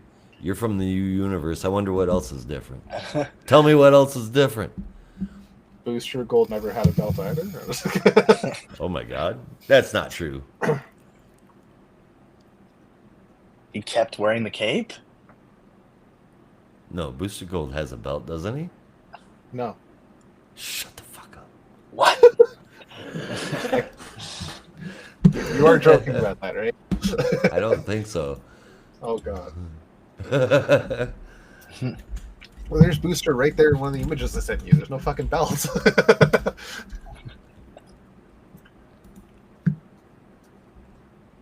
Okay, no, never mind. I see. I'm sitting here looking at my Ted Oh, cord. it's all good. Fucking pouch. Booster Gold is as he should be, but Ted Cord isn't. He's missing his pouches. Yeah. I find it crazy. Like I find it weird that both of you remember pouches. I'm like, I've never fucking seen pouches on Ted Cord. That's making a trip, man. Like maybe Hard, right? Like New 52 Ted Cord when he first started out, when Jaime was the Blue Beetle. Like he had that. He just had the goggles and the Beetle T-shirt. He had all the pouches. Then is like the only time I can really remember Blue Beetle having pouches. Huh. Well, then obviously Brandon and I have synced up and developed the best Blue Beetle costume. Contact us for a redesign, guys. Oh man. All right, back to Action Comics. Back to Action Comics. Let's starting Action Comics. So we didn't even start. All right, so we open on Clark reminiscing about his time meeting Mon-El and the adventures they spent together up until the point where he was fatally poisoned by lead and needed to be locked away in the Phantom Zone until they could find a cure. which leads them to the present day, where Mon-El has revealed himself to be, at least in the costume of the Phantom King, and he greets Clark with a friendly smile and a firm, grasping handshake. What's up, dude? Yep. Total fucking Arnold Schwarzenegger, Carl Weathers moment. You son of a bitch. Now help me carry this tree. Sorry, that was a younger Schwarzenegger. I was a little too governator. You son of a bitch. Right, so he reveals pretty much all the answers that Clark has questions for about this. Excuse me, I had a cough. This mysterious being kind of just appeared in the Phantom Zone one day upon discovering it. A man named Aether, who had the power and abilities to create matter within the Phantom Zone after at first finding compassion for out within the Phantom Zone, wondering why they were all incorporeal, and took pity on them, created land and created laws and created a world for them to exist in. But in doing so, almost instantly he discovered why all the beings were trapped here, as one of the inmates who now had a tangible form picked up a rock and killed another inmate that had tangible form directly in front of him. And that angered Aether and began creating the laws, albeit very strict laws, in which they would do mundane, boring tasks and strenuous work, such as building structures and then demolishing them again just for the hell of it. He introduced insane, monstrous alien creatures and beasts to keep the prisoners at bay, and essentially made this place a living hell, down to the point that he made Zadu the quote-unquote warden of the Phantom Zone. But Mon-El was able to rally a few other Phantom Zone prisoners onto his side, and they formed a coup and took over the Phantom King's pirate ship, trapped him in the brig, and then Mon-El took on the role of the Dread Pirate Robbers. Surprise! Yeah, okay, I was. That's a joke for a very niche crowd.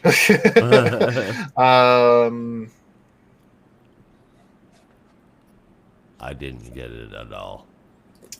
Dread Pirate Roberts, Princess Bride. Oh, books. Yeah. Yep. Yeah, that's Sorry. fine. I even paused for Some people laughed.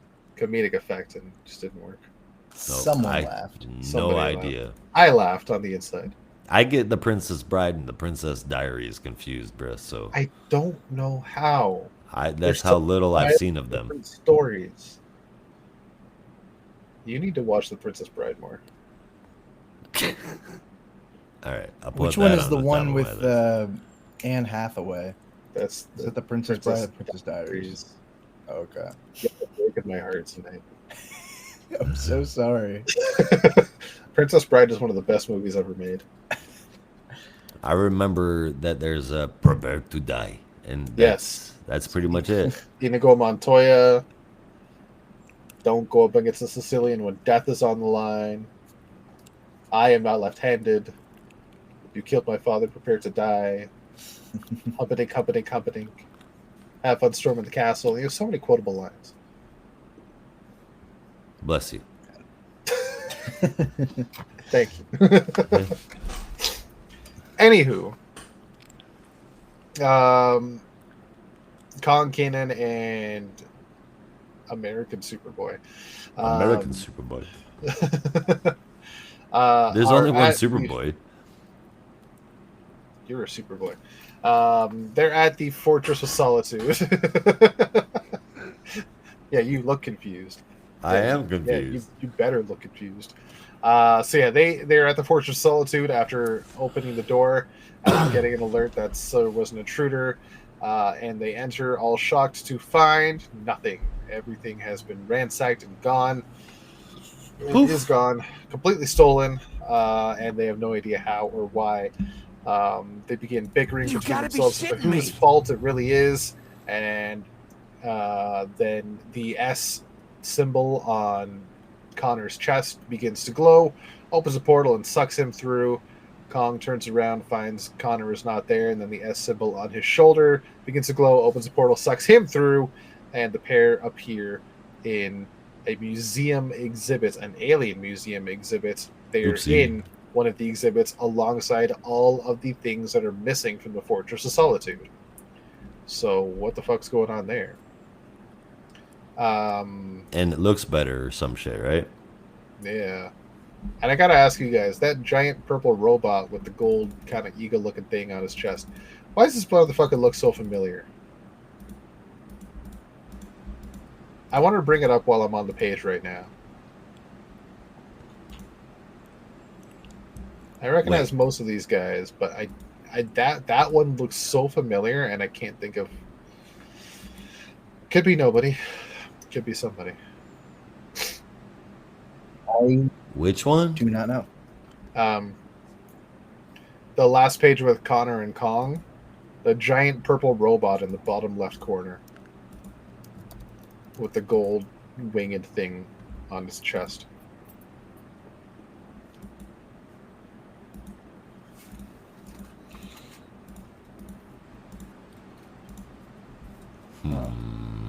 Yeah. Anywho. He looks like a transformer. Yeah, It's like- yeah, maybe. Mecha Judge Dredd. Yeah. Yep. Yeah, that's a good point. I am the law.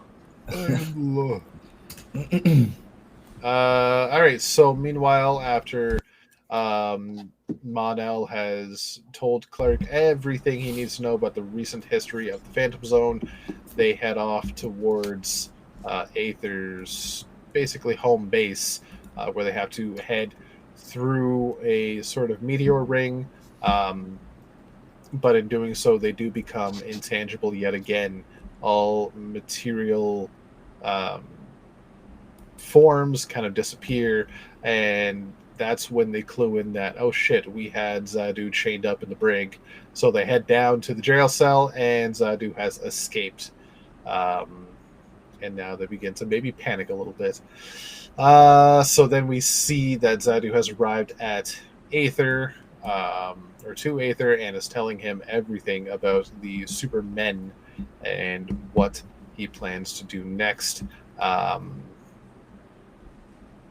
And this is when Zadu reveals that Kal-El is very strong and has taken me out many times, including everybody in the Phantom Zone. So if he should not bow to supremacy, you will destroy the Earth. And this is when Aether says, Zadu, I already am, and reveals a very vampiric visage in his face. And I want to ask you guys this again. Does he look familiar to you? He doesn't look familiar to me, but like that reveal feels like it should be something. That big ass No. face. Yeah. Only thing I think of is 30 Days a Night Vampire. Yeah. It's a raw. And in our creepy looking motherfuckers. very brief part 3 of the backup, DC Comics presents Supergirl and New Mission, New Enemies. It's written by Mariko Tamaki with art from Skylar Patridge, colors from Marisa Louise, and letters from Becca Carey. Kara is stuck with this prison robot after the judge has been taken away by what I still can only assume is the Spider Guild.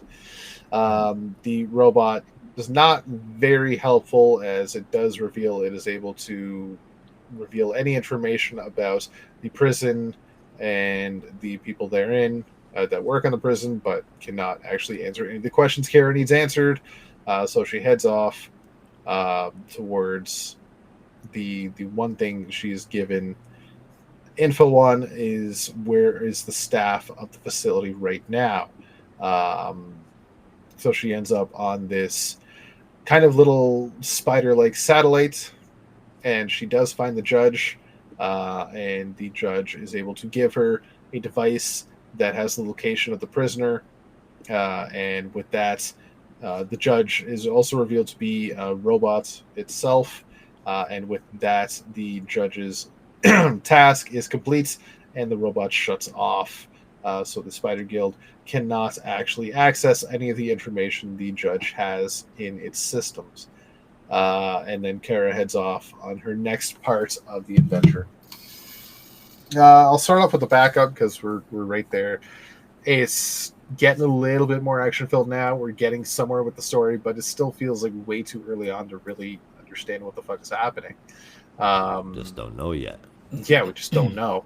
I feel though after 3 parts and getting where we are now, I feel I could score it a little nicer now. After the previous 2 parts just didn't feel like enough story to really give a proper score. So far, I like the plot, the way it's going. It's progressing steadily. At this part, had a little bit more info. I'm curious to see where it's going to end, how it's going to end, what's the significance of this prisoner. We'll just have to see. But again, I don't score backups in the main book separately, so we'll see how that factors in the overall score for me. The main story, pretty interesting. I like all that excess backup, and it kind of ties in why the Phantom Zone has changed so much over the years, because it seems like every time Clark entered the Phantom Zone over the past 10, 20, God knows how many years, it was slowly gaining corporeal form. And I think it was actually said at one point, and I want to say it was during Dan Jurgens' second tenure on Action Comics, where he said like the Phantom Zone has ground. I don't know why. I can't figure out why, but it seems to have ground now. And they never answered that until now. And I'm like, okay, so this ties it all together. I like it. Simple. We'll see where that ends too. I think it's only a 4-week story, or is it 8? I don't remember. But I like the story. The art is good. And I like seeing them on out. So I'm giving Action Comics an 8.5.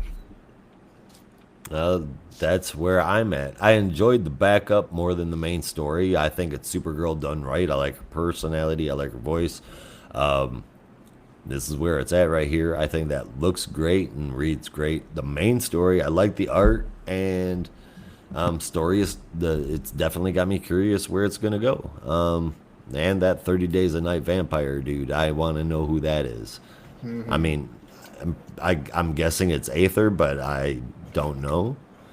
I had a good time with it though, and I give the book an 8.5 as well. Right on. Nice. Yeah, I'm at 8.25.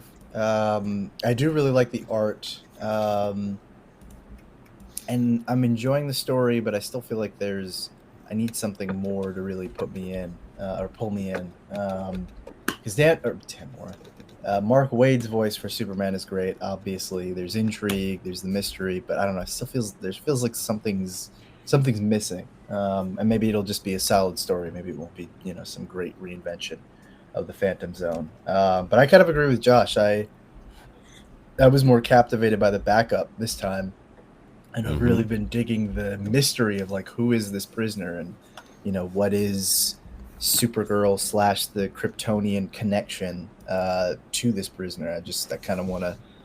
I don't know how long this story plans on going for, but I don't know. I want to see where it's leading. It's just really got me hooked, and the art is great.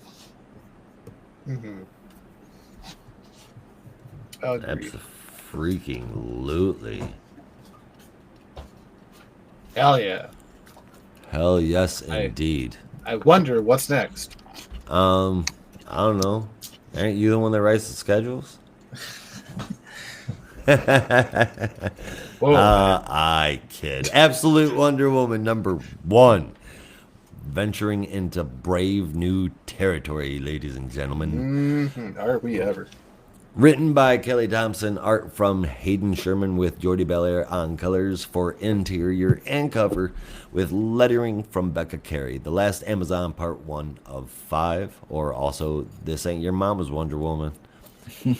Last Amazon indeed. Cersei is trapped in hell for defiance. Imagine that. And the gods have imprisoned or killed all Amazons, save for that one baby. That baby is forced upon Cersei, left in hell. Doesn't matter if she does anything with it or not. Well, Apollo, the pelican in this case, says that this is where the baby belongs, so regardless of how long it survives. And Cersei will never be allowed to say the word Amazon again, so she can't tell the baby who she is or where she truly came from. Cersei was going to let the baby die, but then changed her mind. She took in the baby, she raised the child, she trained a soldier, and she created a princess of hell. Outside of hell, in the Gateway City to be exact, where Wonder Woman's been known to pop in and out of from time to time. An alien invasion has kicked off, and wouldn't you know it, that baby shows up to defend the city. She introduces herself as she warns the aliens to turn around. I am Diana of Themyscira, last of the Amazons, daughter of Cersei, princess of hell, and witch of the Wild Isle, which is where hell is. And apparently, I'll say definitely, she's all out of bubblegum. Man, this was badass. The idea for this, the way it was done, it's nothing mind-blowing, but it's done in a way that makes sense, and we can get a sense of who she is as a character. There's 4 more parts to this first arc, and I'm really wanting to get more of this. Sherman and Belair also, they help it make a hell of a good book to look at. I really like this. I gave it an 8.75 out of 10. I am pleasantly surprised. I 100% agree. I really liked it. And I skipped the cover again. Yeah, I didn't know what to expect. I think you said the same thing. I was gonna go in just completely blind and curious, and yeah, was not disappointed. It was a very interesting take on Wonder Woman, quite literally flipping the story 180. Right on its head. Yeah. And I think it works out really well. And I'm glad that they didn't go the daughter of Hades route. They came up with this, and it feels just like doing a 180, but doing a 180 well. Yeah. So when they first announced Absolute Comics and were giving us teases about the heroes, it was making me think that it was kind of a cop-out classic of, it's this character, but instead it's literally like the opposite of the heroes. So it's Batman, except he's not rich, his parents aren't completely dead, and he didn't has have no Alfred. Problem with hacking people's body parts. Yeah, he's a 180 on Batman morally. Well, did they ever say the opposite? Because I was always under the impression that it was just going to be a kind of, I don't know, I don't want to say gritty, but like a harsher, more antagonistic universe that they were going to be occupying. I mean, generally that's the idea, but I'm just like seeing thematically it's Darkseid's universe. Yeah, it's the opposite of Light in a way, where you have Batman, but the morals are reversed. Right? You have Wonder Woman, but instead of growing up in paradise, she grew up in hell. Right? You have Superman, but instead of Krypton being a technological paradise, instead it was a farmland, and his biological parents were simple farmers. Right? Then he comes here and he's a god. Yeah, like you have Martian Manhunter, but he's not a Martian. It's like thematically it's opposite ideas of the characters, but it's a darker, grittier DC Comics of the heroes with absolute power. With absolute power. Yeah, Absolute Wonder Woman is fantastic. I'm all in on it. I really like it. I like it more than regular Wonder Woman.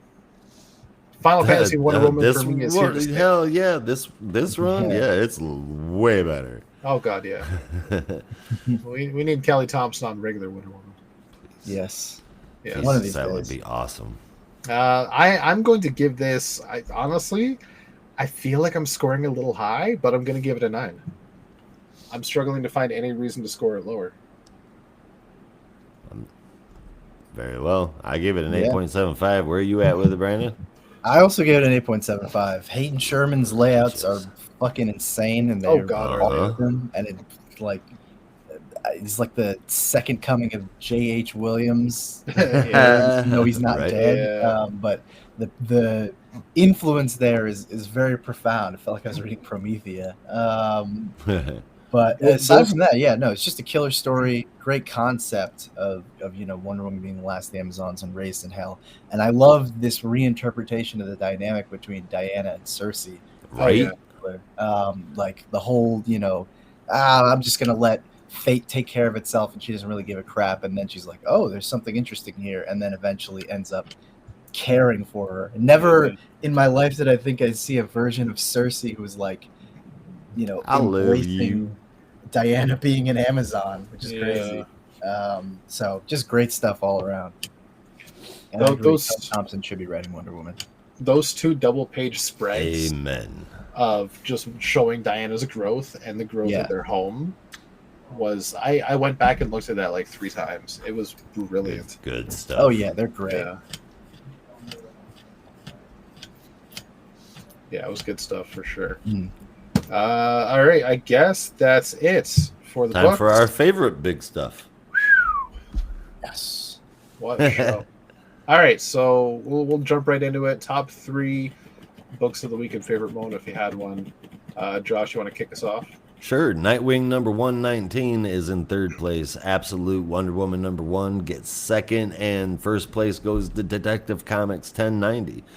My favorite moment though is Diana busting into the invasion with her Dragon Queen Khaleesi speech. That was fucking awesome, and it looked amazing too. Yeah. Right on, Brandon. Nightwing number 1, Absolute Wonder Woman number 2, and I don't know. Probably Green Arrow for number 3.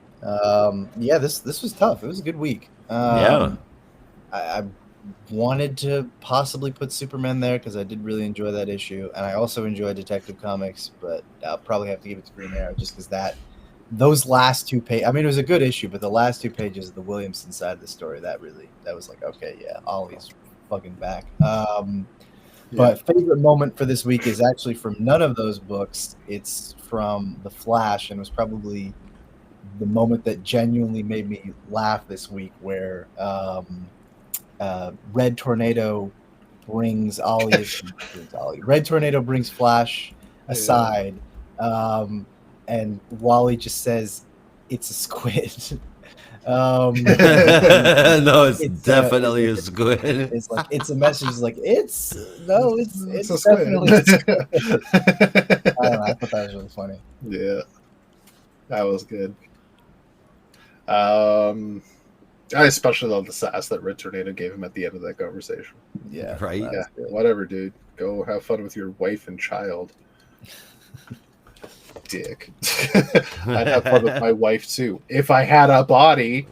I had a body. No, I'm stuck here on the fucking satellite because you people can't do your goddamn job. Fucking jerks.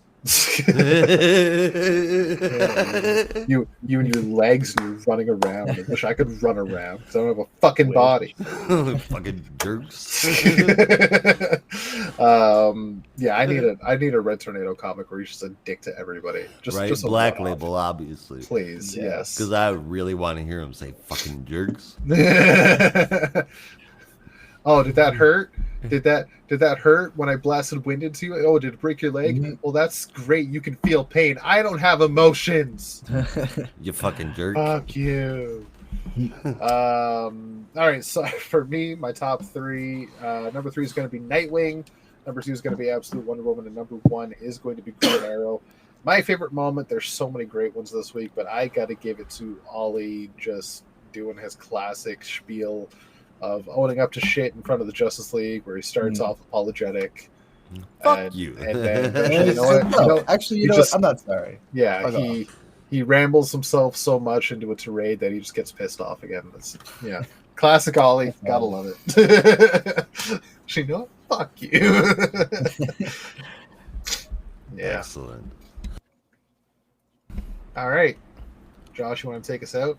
I sure do. Up next week, we have released Action Comics number 1073, Batman The Long Halloween, Last Halloween number 2, The Nice House by the Sea number 4, Poison Ivy Swamp Thing number 1, Multiverse Collision Detected number 4, and there's the Penguin Special and Wonder Woman Uncovered.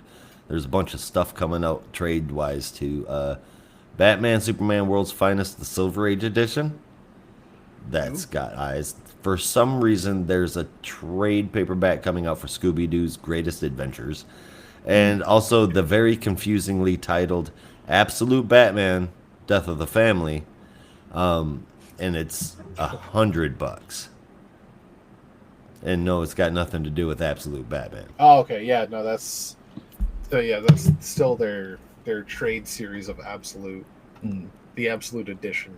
You would think that they would maybe have some sort of distinction as to not confuse new readers. But that is it. Thank you, everybody out there, for watching and or listening. We'll be back next week covering all of DC's weekly releases. Same geek time, same geek channel, and that is the show. We're getting out of here, so you'll have to as well. Be careful out there. And remember, in the Geek Matrix, everybody has a home. In the Geek Matrix, you are not alone.